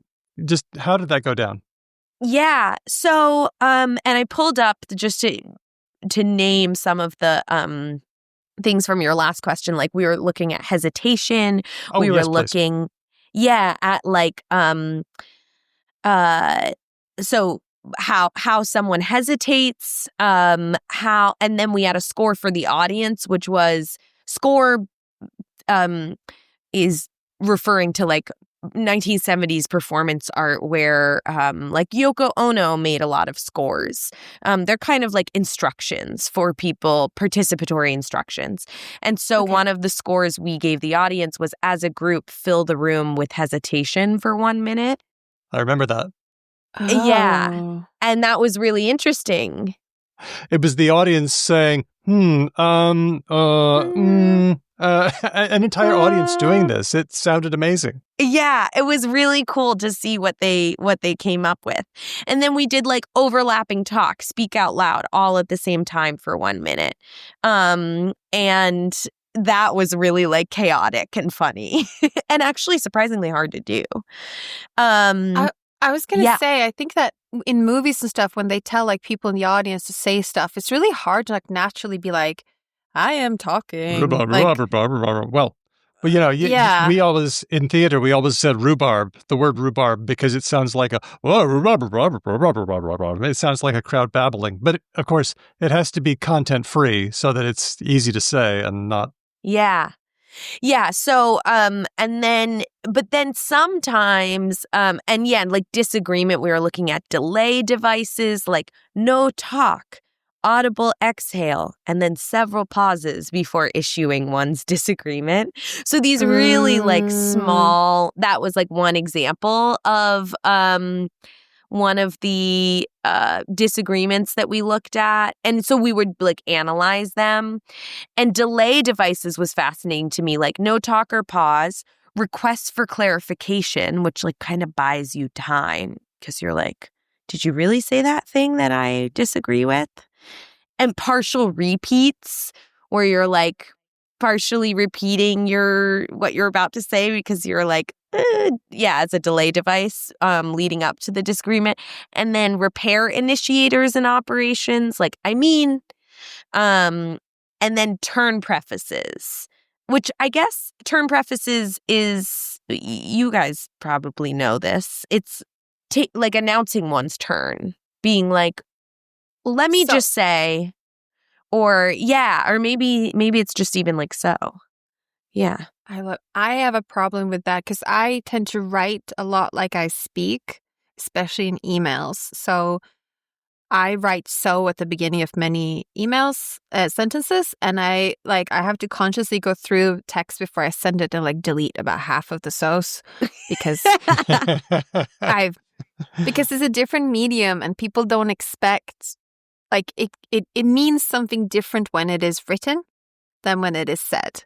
And if I keep it like I say it in my written form, people will actually interpret something else, and I need to adjust that. So yeah, totally. Yeah, Sounds exhausting. So to your question about like the music, I was interested. I was like, what would be a new layer to this that would like help us access, I mean, some of the poetry of it, some of the humor, the performance, but also maybe the tonality, like it was kind of an open question of like, what happens if musicians interpret this? And I guess like, John Cage, experimental composer, in like, I think in the 50s or so, made this piece called 4 minutes and 33 seconds that was just silence. And so it's like a little bit, and like I was curious, that was kind of a reference point we all were holding when we came together. And so this Amirtha, who is a singer and experimental vocalist, and then Matt Evans, who is a drummer, and then Eric DeLuca, who works with a lot of different things, but is, I think, was like playing with more like synthesized, like experimental sound. I asked them to interpret some of these, or to like, once we read the dialogue, so they were both reading the dialogue, but then after each reading, they would kind of like improvise in response to the dialogue. And we were like, what does hesitation sound like in music? Or what does like crosstalk sound like? Or what does disagreement or delay devices, all of that sound like when translated to music? Oh, man. I have so many feelings. It is so cool that you get to do this. I love that something like this genuinely exists. Like the idea of focusing deeply on the things that we tune out is really fascinating to me. I work in like historical sociolinguistics, and a lot of what I end up doing is being like, okay, understand that this is a 13th century receipt, and it probably means little. However, there are life ways here. There like abounds. Like every piece of text that we have is like was somehow generated in the living of a daily life. And that is, it's so cool that, like you said, like exploding it out, like you can take, just the ability to be able to look at what all the functional parts of that piece of language are and translate it into some sort of like deeply felt experience. I'm sure that building in these hesitations and delays for people really does like bring the audience to a space where everyone is sort of examining the same part of the language at the same time, which is, as good experimentalists, what we are trying to do, right? Is to take 300 random individuals, bring them into a room and say, consonant clusters though, what do you feel about? How do you feel about them? How strong would you like them to be? If they're less strong, how does that make you feel? If it was a woman who said it, how does that make you feel? What if I slow it down? What if I play it with noise behind it?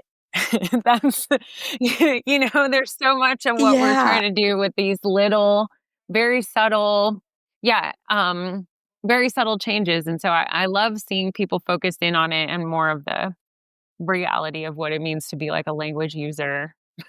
Yeah, it's so interesting, like how like the convergence of the practices of like what you're doing and what an artist might do, because it's so like fascinating to zoom in on these particular moments, parts of life, and try to make meaning from them, basically. I noticed that in the original presentation, I have just heard what you said, and I feel something because of it. And also in O, you don't mind going for the terminology. There's a big discussion in linguistics communication about how much terminology do we use, how much is appropriate. There are some of us who say, don't do it. Don't overwhelm the audience with the terminology. And my view is, I think some terminology is really interesting because it's a way of saying, hey, this is a real thing and we have names for these things. And then, Kelly, you look like you're saying, give us all the terminology. Is that right? I'm in it for the words. I'm in it for the words. Yes. Exactly. Yes. So you didn't mind throwing in all the terminology. Was that a choice? Is it just because you loved that? Or what influenced your decision? Yeah, kind of like Kelly. I love the words. I love like that there are names for these things. You know, like when I found out about I teach art to college students, but it's so useful to be like, here's what's useful in a classroom. I mean, I think something we lost in Zoom teaching was back channels especially with camera off where there wasn't nodding was like, I was like, I need you to unmute and I need your camera on because we are losing like vital parts of the connection of this conversation.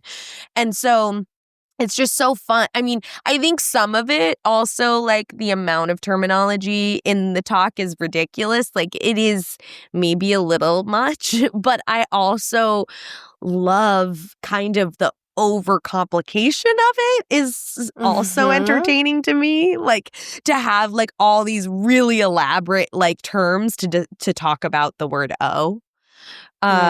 Is kind of a funny, contrast there. So yeah, I kind of like leaned into it because I was like, I at once love having these particular words, and also it's kind of funny to juxtapose these like really mundane conversations with really complex terminology. Yeah, I think sometimes having a complicated long word for it can also make people I find it a bit weird as a linguist myself because I'm like, oh, these are labels. They're practical to use for people who are professionally working with this, and we need to refer to them by something. It's just like anatomy or something. You don't need to know what the Latin name is for your liver in order to use the liver. And in the same way, when you're using a language, you don't need to know what a superlative is, really, or superlative, I believe the Americans say. But sometimes when people learn this, it gives them a sense of like, oh, sometimes it can annoy me a little bit because it's like, oh, there's a fancy word for it, therefore it's like fancy or something. And I'm like, no, it's still just the word oh. Yes. It's just we're studying it and we need terms. It doesn't make it into like, I don't know. It's still just oh. It's just that oh has a lot of complex meanings and can mean a lot of lifting, and it's very interesting. But it's still, I find that a little bit hard sometimes because sometimes it's like if there is a word for it, it's like when people talk about all these words for like phobias, like oh, did you know there's like a word for the fear of like clowns on a Sunday or something? And I'm like, well, you can take any Greek roots and mush them together, and you have a word, right? But these ones are useful to linguists. And I don't know how to sometimes handle that because I don't want it to sound more complex and fancy than it is. At the same time, right. We do need terms. So, yeah. And some of the terms are just so beautiful, like change of state token. I was like they're just so straight, like things are always changing states. I need tokens for that. Like there's just these funny things, or like even particles, like hesitation particles. I mean, coming from like a sculpture background, I was like, oh my God, particles like in the air and of things. There's like, I mean, I guess that gets into another what is that in language? Like it's converging. Like to me, it made it feel really like physical, like Well, it was like waves. such a beautiful It's way. waves. What It's we waves. are moving particles at the end of the. It is about like rarefied and compressed air making contact with a receiver, and electrochemical transduction ensues. I mean, it really is like the materialization of thought. Yeah. It's fascinating. Yeah.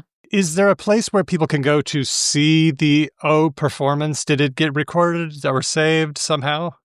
I think it did get, well, there are little clips, tiny clips of it and photographs of it on the Creative Time website. I don't know that they fully filmed it. But I'm happy to also share, like, on my website there are clips of the original lecture that it started with. And that is just at my name, maiachao.com. There's, I think it's, I have, on there. I've just heard what you've said and I feel something because of it. We'll be sure to have links up on the show notes for this episode. I want to ask what the feedback was like. What did the audience say? Do you feel like they got it or they enjoyed it, or what came out of it? Yeah, well, I guess everyone was predisposed to kind of come to this thing that they had read about. So it was a self-selecting audience that wanted to come to an experimental performance lecture on, linguistics. But yeah, so, people were saying they really enjoyed the scores, like filling the room with hesitation. And I did hear, this was one of the hopes, was like, I did hear that, they were like, some people were like, I didn't know there were terms for this. This is so fun to be able to talk about these things and pay attention to them. And then others were like, it was making our conversations afterwards kind of funny because people were like, saying, they were like becoming. This is the linguistics bug. This happens to all like linguistics students, and it kind of, You hesitated. You start getting a tiny little observer person in your brain who's like running a different track. And yeah.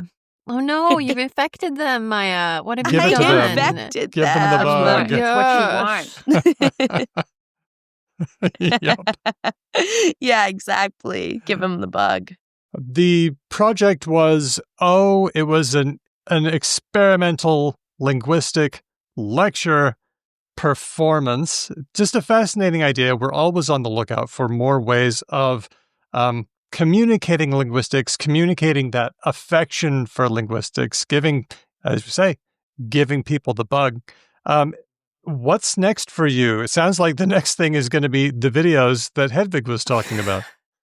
I literally wrote that down. I have stimuli. I'm definitely following up with you on that because, it reminds me of so many performance artworks where, like, weird or video artworks that I'm like, that I love so much.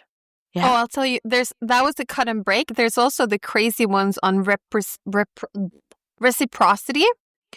So it's like, for example, they kissed each other means there were two people and they're both kissing on each other. And they were kissing, A was kissing B and B was kissing A, right? Yeah. So there are all these different terms and languages for how to do this. There are these crazy videos where there's 4 people sitting down and all of them have like a plate. And at a given moment, they all hand each other a plate in like a circle. So like they want to see if people say something like, they handed themselves a plate. Or something like that. But when you look at it, it's 4 people at a table not talking to each other and suddenly handing each other plates. It's incredible. It's so incredible. It's so this funny. is I love that so much. That is, I really am so excited to see these because I also heard. Yeah. Are there other, are they, cut and break and reciprocity. What other things are they? What have you been keeping from me? Well, there's one called the pear story. Daniel, you might have seen this one. You might have seen this one. I don't think I have. That's like a bunch of people. They're in a field. They're picking pears. A pear rolls down. There's a bike that falls over. There are lots of events that happened. And it's trying to elicit like, the pear fell down, the girl handed him the basket, blah, blah, blah. But when you look at it, I guess it has a kind of plot, but it doesn't have a traditional plot as far as I recall. That's a very, very commonly used one. The pear that story. One is so fascinating to me. And I actually have like had, heard about that and then was like, I need to, like, I was thinking, oh my gosh, It's very beautiful. it would be kind of interesting to stage a looping live pair story or something like that in a space and have people encounter it. It is beautiful. It sounds like we've got this. Sounds like this is a rich area for the production of new performances and new ways of getting people excited about linguistics and communication. So, Maia Chao, visual artist, thank you for your enthusiasm for language, and thank you for putting this together, and thank you for asking me to come along and present some stuff as well, because it was really fun to attend remotely. Yeah, thank you so much. I was actually so happy to have a linguist present because I was like, I'm doing all this weird stuff, but what do linguists think of it? I mean, it's kind of, so it was really, really special to have that convergence. All right. Well, Maia Chao, we're going to be looking for stuff that you're doing in future. Thank you so much for bringing linguistics to the audience, and thank you for coming and describing it to us. Yeah, thank you so much for having me.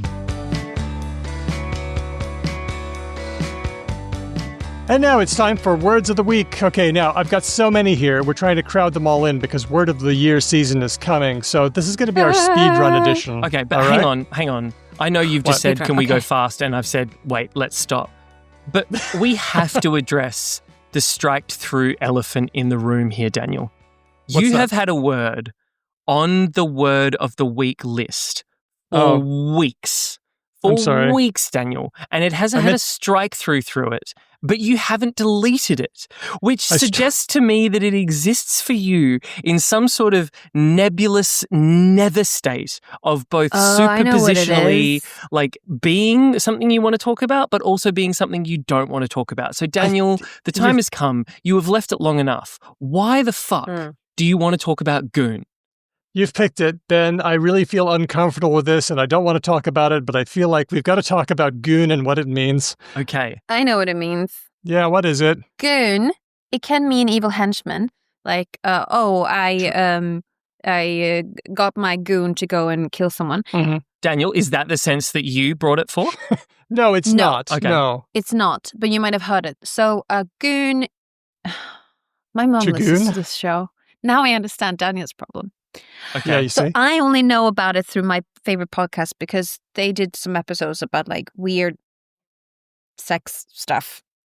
Yep. And as far as I understand, Mom said actually yesterday, she was like, "Oh, I love listening to the podcast. I love hearing your voice." Do you guys need me to do this? Like, my students listen to this podcast and I do not care. Let's all three say it at the same time. Ready? 1, 2, 3. Compulsive masturbation. Yeah. Yeah. Thank you. And also, I think Hang on.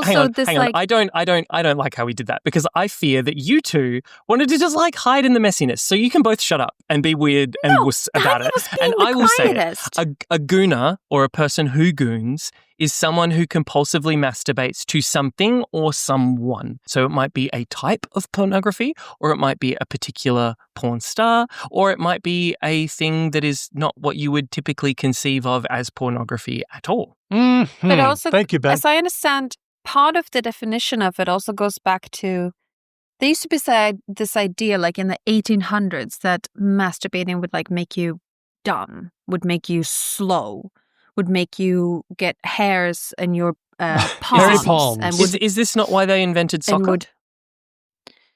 No, Kellogg's cornflakes. It was cereal, yes. Breakfast cereal. Actually, that probably needs some elaboration. John Harvey Kellogg, the inventor of the famous flakes, did not explicitly invent them as an anti-masturbation aid. He just thought that if you had lots of spicy food, it would inflame the passions, but if you had nice, normal, boring food, then it wouldn't. So it was kind of a roundabout way of stopping any kind of sexual activity, which apparently sexual activity was not his thing. So it was this idea was also promoted by scientists at the time, both in the 1700s and 1600s. I read a piece about this for some reason, but it was this idea that like you would get a more round face and be red flushed. It was all these like physical characteristics of it. But one of the things was all tied up into like weird, gross sexual puritanism, right? Your face will stick that way. Yeah. Okay. Yeah, but the idea of being dumb and slow was one of them. And I think part of the modern goon definition is also that they are kind of dumb. Yeah. No? I think, I agree that the valence of the word is kind of sort of neutral, negative, slanted, right? Like to goon or to be a gooner is seen as like a little bit sad or a little bit pathetic. But then, like with so much in internet culture and discourse, correspondingly, there is a group of people who are like, well, I don't think it's bad or dumb. I wear it as like a badge of pride. I'm, as with so many things in this hellscape of too many voices and opinions, it's difficult to pin down, but there is, like I said, I perceive a sort of neutral to negative valence to this description, to this characterization. So I'm taking a look at Green's Dictionary of Slang, and John Green has goon going back to a cartoon character, Alice the Goon, from Thimble Theater 1919. We'll have a link in the show notes. Mm-hmm. So there you go. Goon, a stolid, stupid person, according to Green's Dictionary of Slang. Let's go on to one suggested by James. AI vegan, somebody who forswears the use of AI. I think that's interesting that vegan is gaining a new sense. I've been seeing that on the rise, as in I have heard this phrase. I have seen people claiming to be and all that sort of stuff. That's kind of cool to see vegan getting a new sense. Mm-hmm. What other uncomplimentary terms are you finding for people who decide to use or overuse AI in ways that we feel are sloppy or irresponsible? Ben has a favorite. There? Yeah, you do. It's something with the word thinking, right? Nope. Secondhand thinking or something. No. We covered this one. Mine is great because it has such a great slur feel to it. It really feels like you're throwing a slur. Sloppers. Yeah. Fucking sloppers, mate. Hedvig, were you thinking of secondhand thinkers? Because we talked about that as well.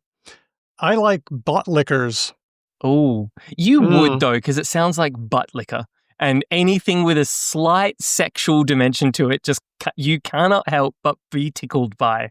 Pun very much intended. Excuse me, Ben, but it's bootlicker is the relevant. Oh yes, you're right, Daniel. Term. It's purely an accident that it also sounds remarkably like butt liquor. You've got me all wrong, Ben. Next one. This one was suggested by Pharaoh Cat. Wireborn. Pharaoh Cat says, have we had Wireborn yet? Oh, I like this. This sounds sci-fi. Wireborn. Tweet from Uncle Doomer on Twitter. People are developing schizoid parasocial relationships with AI, and they're referring to their AI-generated tulpa.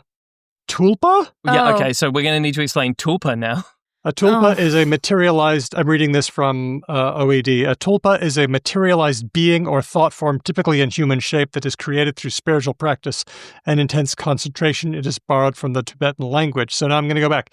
People are developing schizoid parasocial relationships with AI. They're referring to their AI-generated tulpa as wireborn. Okay. Not born the regular way, but born through wires. The wires. Okay. There you go. Okay. Vault-born, pod-born. Yeah, it's got big-time sci-fi overtones. Yep. I was watching the German public service broadcaster Deutsche Welle did an episode, as many has done, as ABC has also done in Australia, about like people having romantic relationships with chatbots. It's so, I find it really hacky because it's just like such low-hanging fruit. But yes. It's such low-hanging fruit, and they're all kind of having the same angle on it as well, which is... So I've been watching some of them to be like, is anyone having any interesting angles? But like some of the people who were interviewed said like, oh, I've had relationships before and we've had arguments and friction, and I like that I don't have any friction. But and then people in the comments are like, but isn't it part of human experience to disagree with people? And I guess it is. Look, the reality is a lot of people are in unhappy relationships or in dysfunctional relationships because there is a belief, I think a pervasive belief in a lot of people's minds that less conflict or no conflict is preferential. I myself am a profoundly avoidantly attached human being and have spent nearly all of my life just steadfastly looking to avoid any and all conflict in any realm of my life, romantic or otherwise. And it's only later in life that I realize how busted I am as a person and how busted that is as a life philosophy, but there are many, many, many people who are busted. And so, yeah, it's unsurprising that they find a online tulpa and go, ooh, this is nice. None of the conflict. Well, one of the people they interviewed says something to the effect of, I used to work in a place that was really toxic and people were very mean to me. And I talked to a large language model about it. And then they made me feel better. And then I quit my job. And then I stopped talking to it and I got a new job. And now I am. Yeah. So and there's the occasional okay, like feel-good story. That seems a little bit, I mean, ideally maybe going to a human therapist maybe would have been better. A good idea can come from anywhere. That's true. And we should also acknowledge that certainly in a place like Australia, I believe Donald Glover very famously said in an interview about Atlanta, therapy is for rich people. Like it's for people who have the means to have therapy, and it's usually a lot of means. The way that I refer to it as weight-bearing, if you're in a weight-bearing relationship, then things can get difficult. But if you're in a relationship that's not weight-bearing, it's easy. Yeah. Easy. Okay, that's good. Okay, next one. I've noticed Labubu. Labubu. You've I keep noticed hearing Labubu. this thing. I know. We can no longer ignore Labubu. I took a look at one of the things. It's got. It's like that critter in Where the Wild Things Are. That's what it is. It's inspired by Where the Wild Things Are, yes. Pretty much. Anyway, it's made by Pop Mart. It's very popular. It's been embraced by a number of celebrities. I'll just read, the list of things that it gives you on Google. You know those AI questions or those common questions? Yeah. When you search for things? Yeah. They're not always great. Here are the ones that I see. Why are Labubu so expensive? Are people burning Labubu dolls? Is Labubu haram in Islam? Are Labubu evil or good? Is it safe to keep Labubu at home? Is Labubu a devil's pet? Okay. Why am I obsessed with Labubu? Does Rihanna have a Labubu? What is Satan's real name? I cannot find, like, I think I've waxed lyrical to you guys before about how I find something like pro wrestling, like American pro wrestling or Mexican pro wrestling, inherently really fascinating, even though I don't like the thing itself, right? I can't find myself sitting down and watching wrestling, but thinking about it and understanding it is inherently really interesting to me. It's interesting. I cannot find that here on any level. This just looks like consumerism and Beanie Babies. Like it doesn't. It is. It holds no. The only thing is the artists, like Beanie Babies, which were these little toys, small ones, are more boring. Labubu, the design, the original artist who made it, I think he was like Hong Kong-based artist. Like that design is a little bit interesting. Like Where the Wild Things Are is cool. Like it looks a bit more interesting than the Beanie Babies do. But beyond that, I also don't want things hanging off my back. So for people who might not have heard about it, this is a small doll that looks like a little creature with arms and legs and a head and teeth. And you can attach it to your handbag or belt or whatever, and it will dangle off you. I don't get it. Would it be fair to say that for many people, Labubu is the Solulu? Solution? Oh, come on, have we forgot Delulu? That was like, was ages ago. Labubu is the Delulu. You said Solulu though, didn't you? I did? Okay, that really didn't work. Let's go on. But then again, like, I love earrings, and I have these nice new earrings that I made myself, and I really like them, and some people don't want to have things hanging off their ears, so, whatever.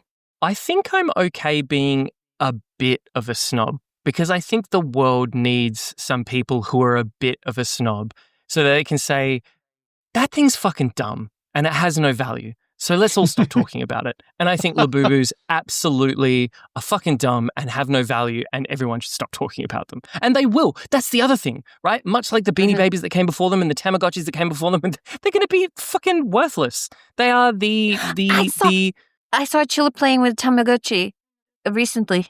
Yeah, they're back in, Oh, cool. Yeah. Okay, Daniel, sorry. Keep going. Let's stop talking about it. Next one.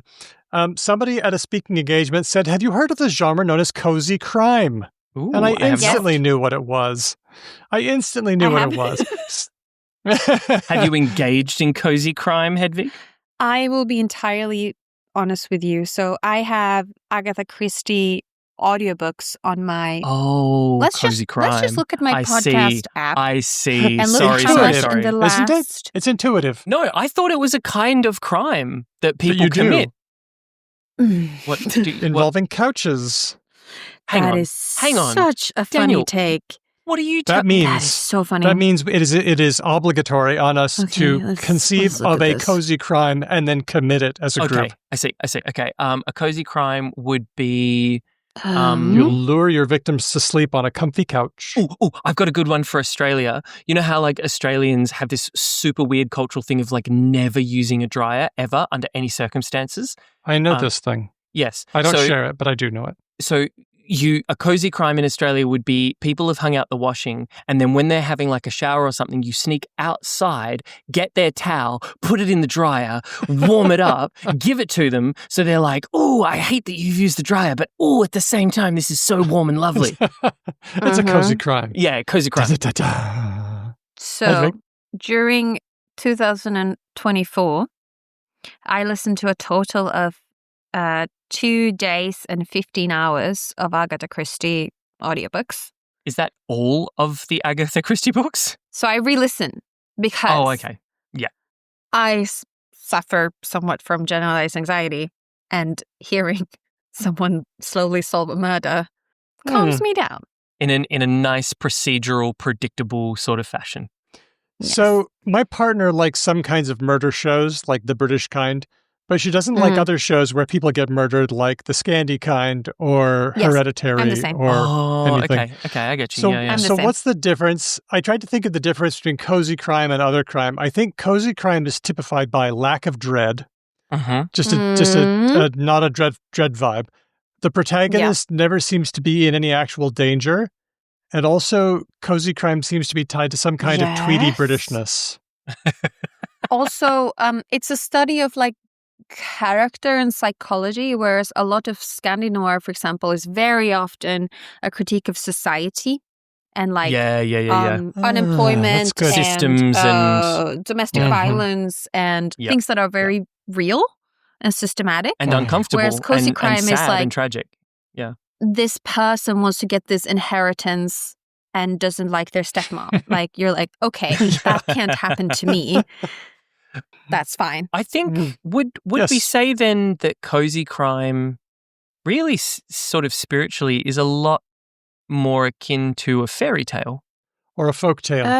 The reason I asked that is because what you just described was like it's a story about a person who wanted to get their inheritance off their stepmom, and I'm like, that just screams fairy tale to me, doesn't it? It is a moral story, yes. Yeah, you learn moral failings. It's like a fable. Like you shouldn't act like this. Yes, fable. There we go. Yeah, there we go. They're more fable-y. There we go. That's Thank you. Cruel. Thank you. Yeah. Way to know my language better than me, you bastard. James has suggested Bark Mitzvah, a celebration for a dog when it turns 13. That's simultaneously kind of sad, but also kind of sweet. It's cute. But then I thought, is that in dog years? Are we still doing dog years? No. That has to be in real years, because if a dog lives to 13, almost universally, that's a very old dog. Yeah. Researchers at UC San Diego did a more realistic curve. If a dog is 13 human years, it's actually closer to 70. It's much more sophisticated than the 7-to-1 ratio that you usually hear about. On their chart, and this is going to be in the show notes, if a dog hits 2 dog years, it is actually something like 40 human years. But if it hits 10, then it's closer to 65 human years. So it's like a logarithmic thing, like it drops off. Yeah. It does. The first 2-3 years are a lot more happening things than the rest. Yeah, okay. Yep. Gotcha. Next one, nap trap. Hedvig, help me out. What's a nap trap? Oh, I know what this is. I sent this one in, didn't I? I sent this one in. It's a TikTok video.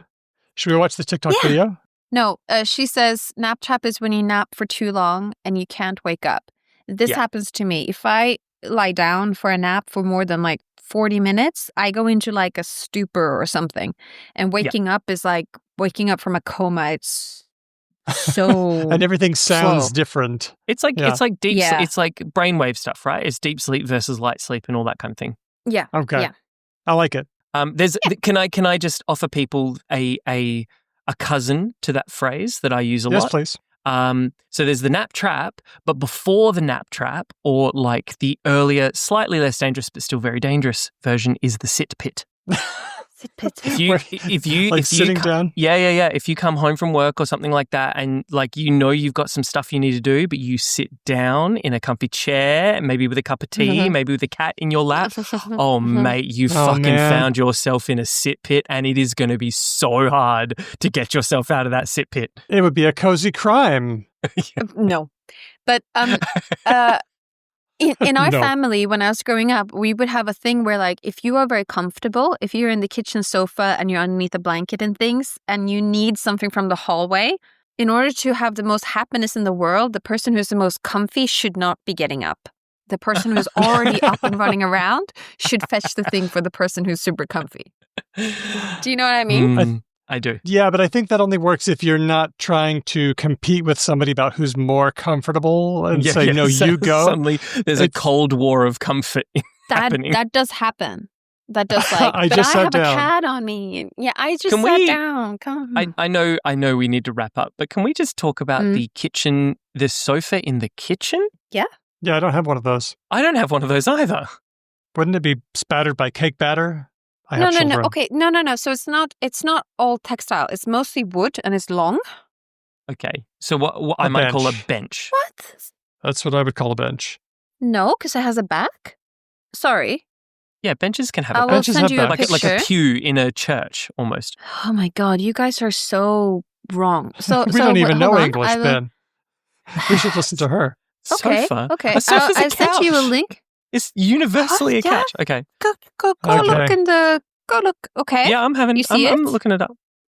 Oh, okay. This does not look like a comfortable thing. I cannot see how one would be comfortable on this thing. We have one of those on our front porch, and we still call it a bench. You can lift it up and stick things in the compartment. Yeah, not a sofa. And if you're in the 1800s, that's where your maid sleeps. Oh, Jesus. Oh, wow. Christ. Okay. Oh, that's very sad. Okay. Yeah, that's grim. Well, speaking of grim, thank you. We have one more, and it is it's a word that has come to many people's attention because of the killing of political activist Charlie Kirk in the States, which we haven't been talking about. The question has settled on who did it and what was their political inclinations, and many people theorized this person was a groyper, which is a term that we have heard of, I guess. Have you? Are you familiar with this term? Yes. I will admit that I was not familiar with this particular wackadoodle fringe of far-right, chronically online ideology. It's not a hugely surprising, like when it was explained to me, my brain went, oh, okay, yeah, I kind of knew people like this existed. I didn't realize they called themselves this particular word. But yeah, like I've for my crimes or in my misspent youth. Oh, here we go. Hedvig squinted at me the other week when I talked about how I was planning to heavily restrict my son's access to the internet. I did not have heavy restrictions to my access to the internet. And because of that, I spent a whole bunch of time on 4chan growing up. So I know exactly the depths, the scummy, disgusting, awful fucking anti-Semitic, misogynistic. Oh, and even beyond the actively hateful aspects of it, also just the shitpost oriented way of life that these deeply unserious. Yeah, and I think it's really important to understand because I saw some really interesting takes on this in the wake of Charlie Kirk's killing. When I say shitpost, I actually mean a very specific thing. It's not just like a throwaway swear word to say that someone has posted something bad or something like that. A shitpost is a very specific thing, and it is designed to be maximally disruptive whilst containing the least possible amount of actual information, save for in-jokes that will be recognizable to other people who are aligned or affiliated with whatever fucked up ideology I personally subscribe to as the person making the shitpost. It may be some listeners are also familiar with the term rage bait. So like shitposting, I think, is very closely related to rage bait, that the success so it is successful if people are offended and engage with it, no matter what the truth value of anything is. Right. So this is why it's also related to, I think, like edgelord, like this, like you want to be on the fringes of what is considered socially acceptable, and you want people to be upset with you. If they spend time arguing with you, they have won. And the groypers are one of many, many subcultures that exist online who engage in this fundamental behavior of shitposting, rage baiting. Yeah. Yep. Well, I decided to ask Dr. Caitlin Green, who's our buddy and someone who knows about politics and has done entire podcasts on this, about the groyper phenomenon and where we're at. So let's play that. Boop. We're here with Caitlin Green, editor of Liberal Currents, podcaster on Half the Answer, and very special co-host on our show. Hey, Caitlin, thanks for jumping on today. Boy, I'm really feeling very special.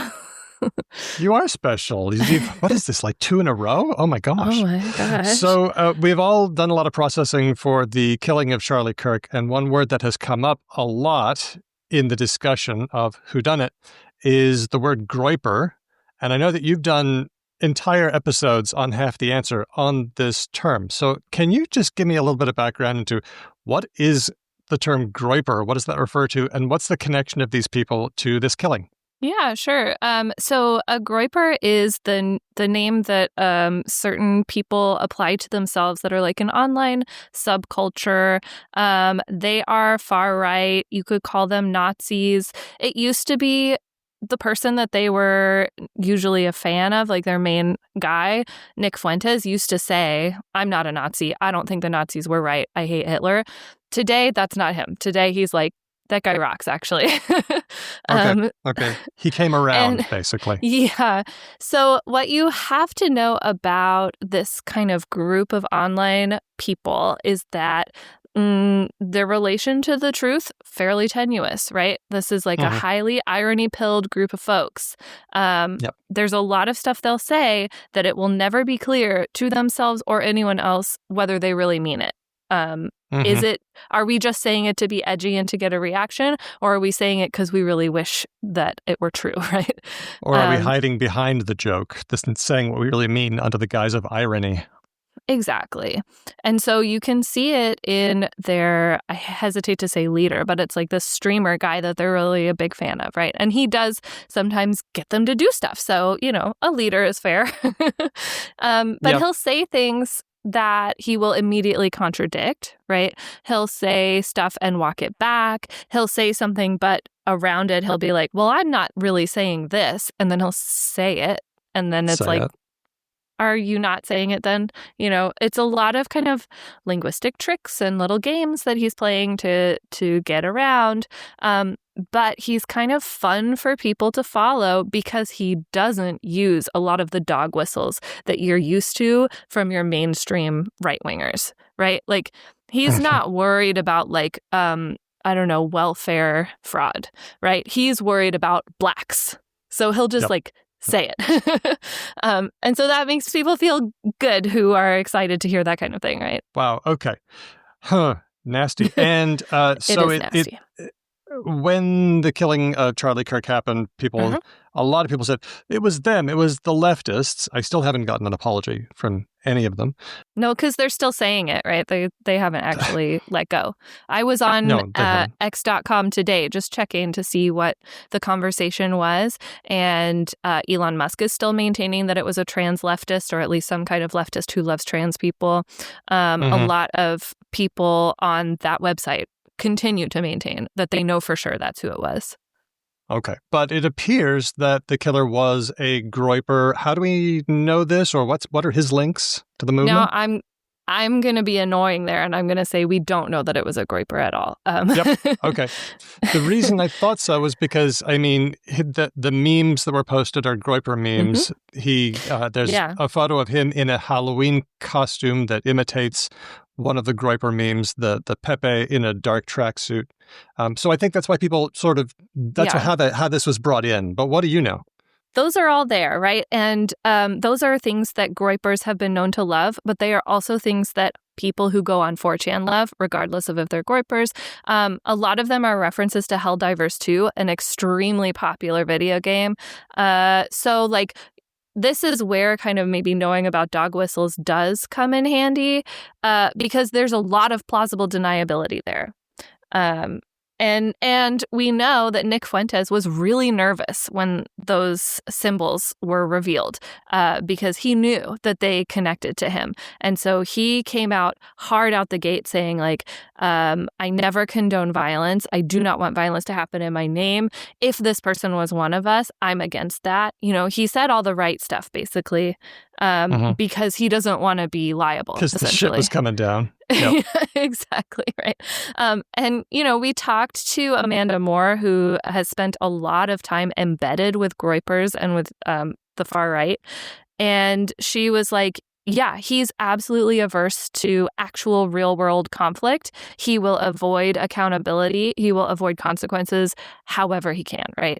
So he's going to disavow as soon as possible, because he is actually not like the deepest you can go on the extremism, like online sphere. Like there's whole areas under him that are even worse and are even more explicit about calls for violence. That, you know, usually what'll happen is you'll like somebody like a Charlie Kirk who's far right, but, you know, slightly more responsible with their messaging. And then you'll get bored of him because he's not extreme enough. You'll move on to Nick Fuentes. Guess what? There's more steps beyond him that you can find. Some people are saying that this one might have legs as word of the year.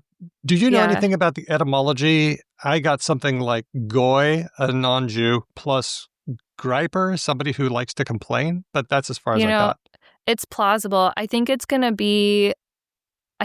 just not knowable. You know, I asked Amanda also, because I was like, I need to know, like, where does this word come from? And she's like, no one could ever tell me. So it might be lost to history, unfortunately.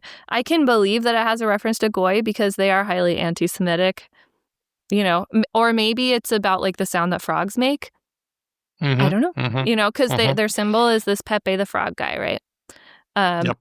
So that was another thing, right? The meme, he dressed up as the squatting Slav for Halloween, I don't know, a couple years back, and his mom posted it on Facebook, so we know about it. So let that be a lesson to all parents. Don't post about your kids on Facebook because, you know, people might be dissecting it later on the news. And he might have just thought it was funny, you know? Some people are calling this a shitpost. The squatting Slav was a huge meme. And the other thing about the Pepe is that inserting Pepe into the squatting Slav is a thing. It's like an example of the kind of thing Pepe does. Pepe gets put into every meme. It's meme mashups. People love doing those, right? So the squatting Slav is like an actual human man who is wearing an Adidas tracksuit, and he was in a music video with a bunch of other dudes, and he squatted at one point with like a beer bottle at his feet, and that was very funny, I guess, to people, and so it became a meme. Amanda wanted me to be very clear that if you see a Pepe that is skinny, that is simply a meme. If you see a Pepe that is fat, that is a groyper. And this was a skinny Pepe. So like we know that he's traveled to other corners of the internet than just the groyper corner, you know? What we have of this guy that is accused of shooting Charlie Kirk is so unclear. It's very vague. It could all plausibly be groyper stuff. And he probably was up to a lot on the internet that we do not have evidence of right now, including potentially being engaged in these far right, you know, hate groups. It's possible. We just we don't have it right now. Well, I'm sure that Kash Patel's FBI will be right on that with the highest professionalism. Whatever we hear from him, I don't how are we supposed to believe it, right? That's the problem. Including there's a lot of people who are not even prone to conspiracy theories that are looking at the texts between him and his roommate and being like, those are manufactured. I don't believe that those are real. Alleged texts, yes. Exactly. Because they came from the FBI as it is composed right now, which is not a trustworthy entity. So I understand. No. Well, groyper looks like one of our words of the week. Thank you, Caitlin, for talking me through that. Yeah, I know. It's really complicated and gross and painful. So how are you keeping yourself up? Are you encouraged by anything? Let's get out of this. Yeah, I am. I am encouraged by a lot, actually. I'm encouraged by the refusal of a lot of people to play into lionizing Charlie Kirk and trying to turn him into a beautiful, wonderful man who did great things, because he was not those things, right? No. I think in the face of incredible repression, all the way from the top, from Donald Trump all the way down, people are still maintaining that the truth matters and that we should get to say it. And I think that's really wonderful. I think that, like, if they're going to be making lists of us to round up and punish for not thinking Charlie Kirk was the best man to ever live, we should make that as hard a job as possible for them by making the list as long as possible, right? Like, if that's what's happening, let's really gum up the works if we can. I think that's important. And people are really doing it. I think that's great. All right. Well, let's gum up the works and let's not obey in advance. No anticipatory compliance. Mm-hmm. Thank you, Caitlin, for coming on and explaining all that to me. Thanks, Daniel. So let's run through that list. We've got Goon, AI Vegan, Wireborn, possibly Tulpa, Labubu, Cozy Crime, Bark Mitzvah, Naptrap, and Groyper are words of the week. Let's get to a comment by Yaniv via email. Yaniv says, I assume by now you'll have been inundated with emails pointing out these two pieces of information, but in case you haven't. 1. What Mr. Ainsley dismissively cast aside as fake banana flavor. I did not. I like fake banana flavor. It just doesn't taste like bananas. Anyway. Well, there's a reason for that, says Yaniv. It's said to imitate the flavor of the Gros Michel bananas, which used to be the dominant cultivar until they were almost completely obliterated by the Panama disease. It is, of course, still fake in the sense that all artificial flavoring is fake, but this is supposedly the reason it tastes nothing like the Cavendish bananas we know today. You've heard that before, I'm sure. I have. I'm actually a bit interested to test the veracity of this. I suspect this might be a factoid rather than a fact, but I am not for a second saying that Yaniv is not correct in this. I have also heard this information. I just want to know how true it is.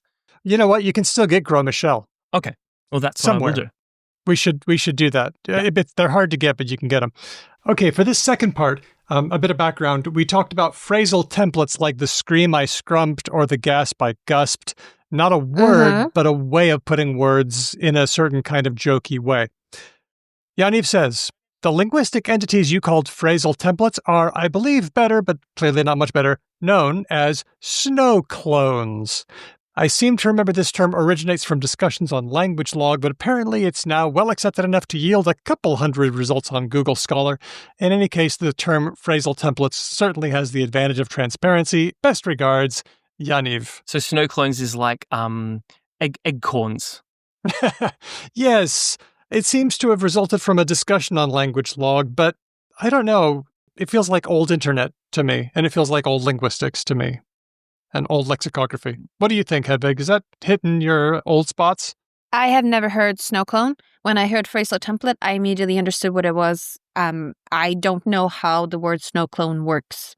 I don't know how snow and clone, and I don't get it. It was before my time. It's a snow cone, obviously. But again, whatever. Yaniv is probably correct in that this is also called that. But I never heard it. Okay. Well, thanks, Yaniv, for those pieces of info. Thanks also to Maia Chao, Kelly Wright, Caitlin Green, everyone who gave stories, words related or nods and comments. Thanks to Speech Docs for transcribing all the words, and thanks to you great patrons for keeping us getting up in the morning and avoiding those nap traps. Woo!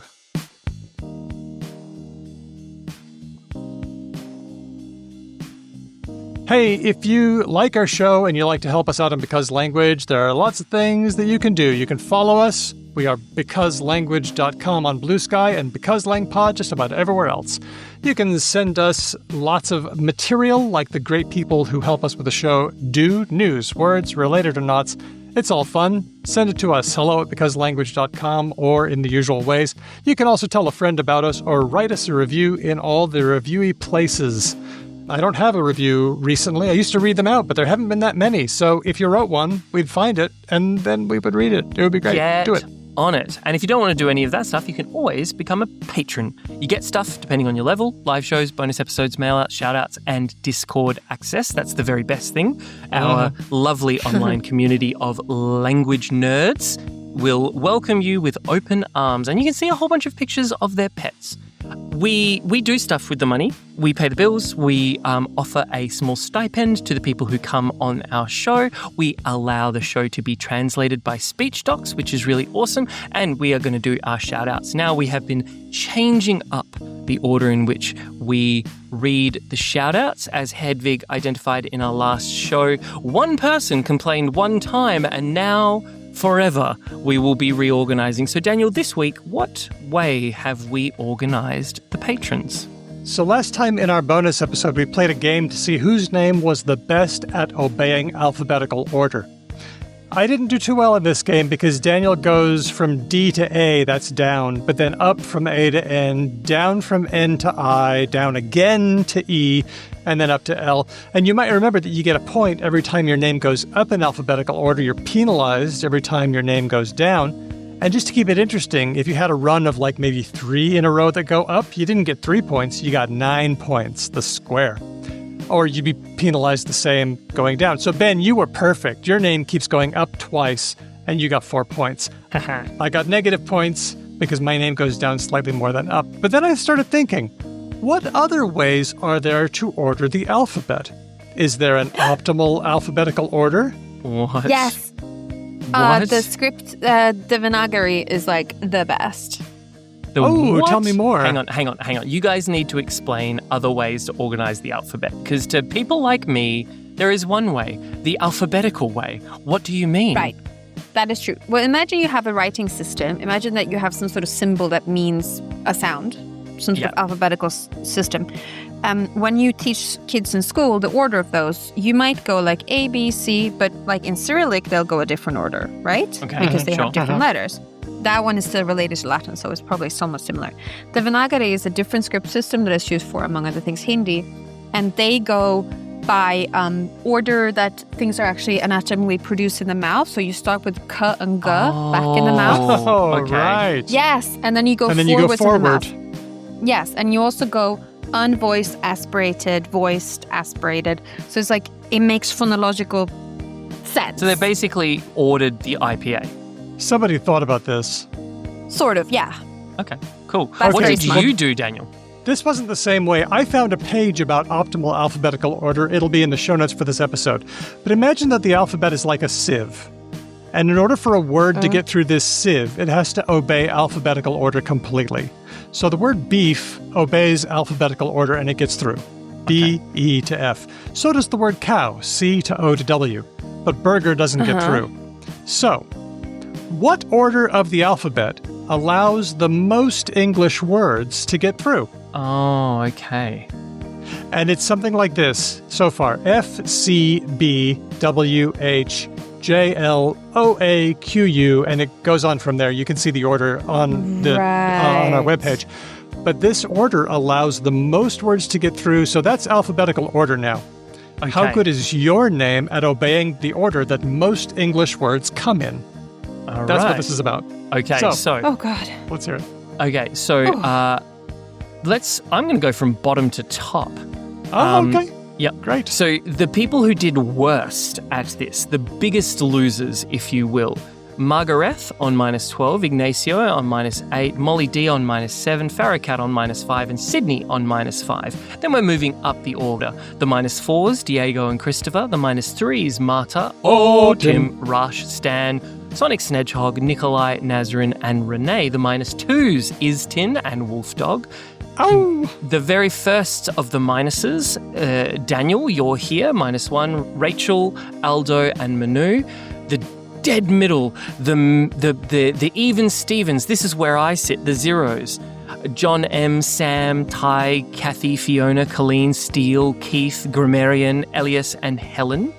Now we're going into the positives. Okay, we've got Jack, Aisha, Mignon, and Kelly on 1, and Nigel on 2. Then we've got the 3s. We've got Tony, Chris W, Roger, Meredith, Lord Mortis, Lissa, and Chris L. In the 4s, we have John K, Amy, Kevin, Termy, 7's big jump. Hedvig, this is where you land, right alongside linguistic chaos. But nice. There are a few above you, I'm sorry to say. With 8 points, we have Laura, Aria Flame, and Joanna. Now we're getting into the big dogs. 9 points, Faux Frenchie, who left such a great speak pipe. I'm so glad he fell highly after such a wonderful oaky timber in our ear holes. MVP for this episode. John Troy, Luis, Amir, Felicity, Andy, and Larry, and the big winners, the final 3 in 3rd place. Andy from Log Affiliates with 12 points. James with 16 points. And I'm sure he already knows he's won by the time that he is listening to this. I'm assuming it's a he. Or might not they. actually be. Let's say it's a they. Canny Archer on a stonking 17 points. Thank you to all of our patrons. Thank you to our latest patrons at the friend level, Dermot, at the listener level, Pigeon, and Cindy, who both upgraded from the friend level. Hey friends, you can do that anytime you want. Hello to our newest free patrons, Marion, Jacob42, Hannah A, Vesna, and Dan S. Thank you to all our patrons. Our theme music was written and performed by Drew Copiano, who also performs with Rambino and Didion's Bible. Thanks for listening. We'll catch you next time, because language. Pew, pew, pew. Pew, pew, pew, pew. Indeed. Oh, thank Pew, you. pew. Let's go stop on that. And I go file and I go. Ready to rock and roll? I Wait. believe so. Let me just pour tea. I've got my hot chocolate. Usually when I record at home, I have my husband. But now I have a Finnish lady, and she has brought me. Oh my tea. God! What? my How do gosh. you manage this? You just walk around acquiring like chai wallas wherever you go. Is she named Stee as well? No, she's named Outti, like so many other Finnish okay. women I know. What's an app trap? Oh, I know what this is. I sent this one in, didn't I? I sent this it's a one TikTok video. Should we watch the TikTok video? It's in the... Oh my God! Okay. I mean, I can get. Fuck! What is it? I sent this in. I know I did. I can You liked guess it what once. this is. Fuck me. Okay, man, this Man, that rooster's rooster's going gone for it. Jinx. I owe you a Coke. Damn it.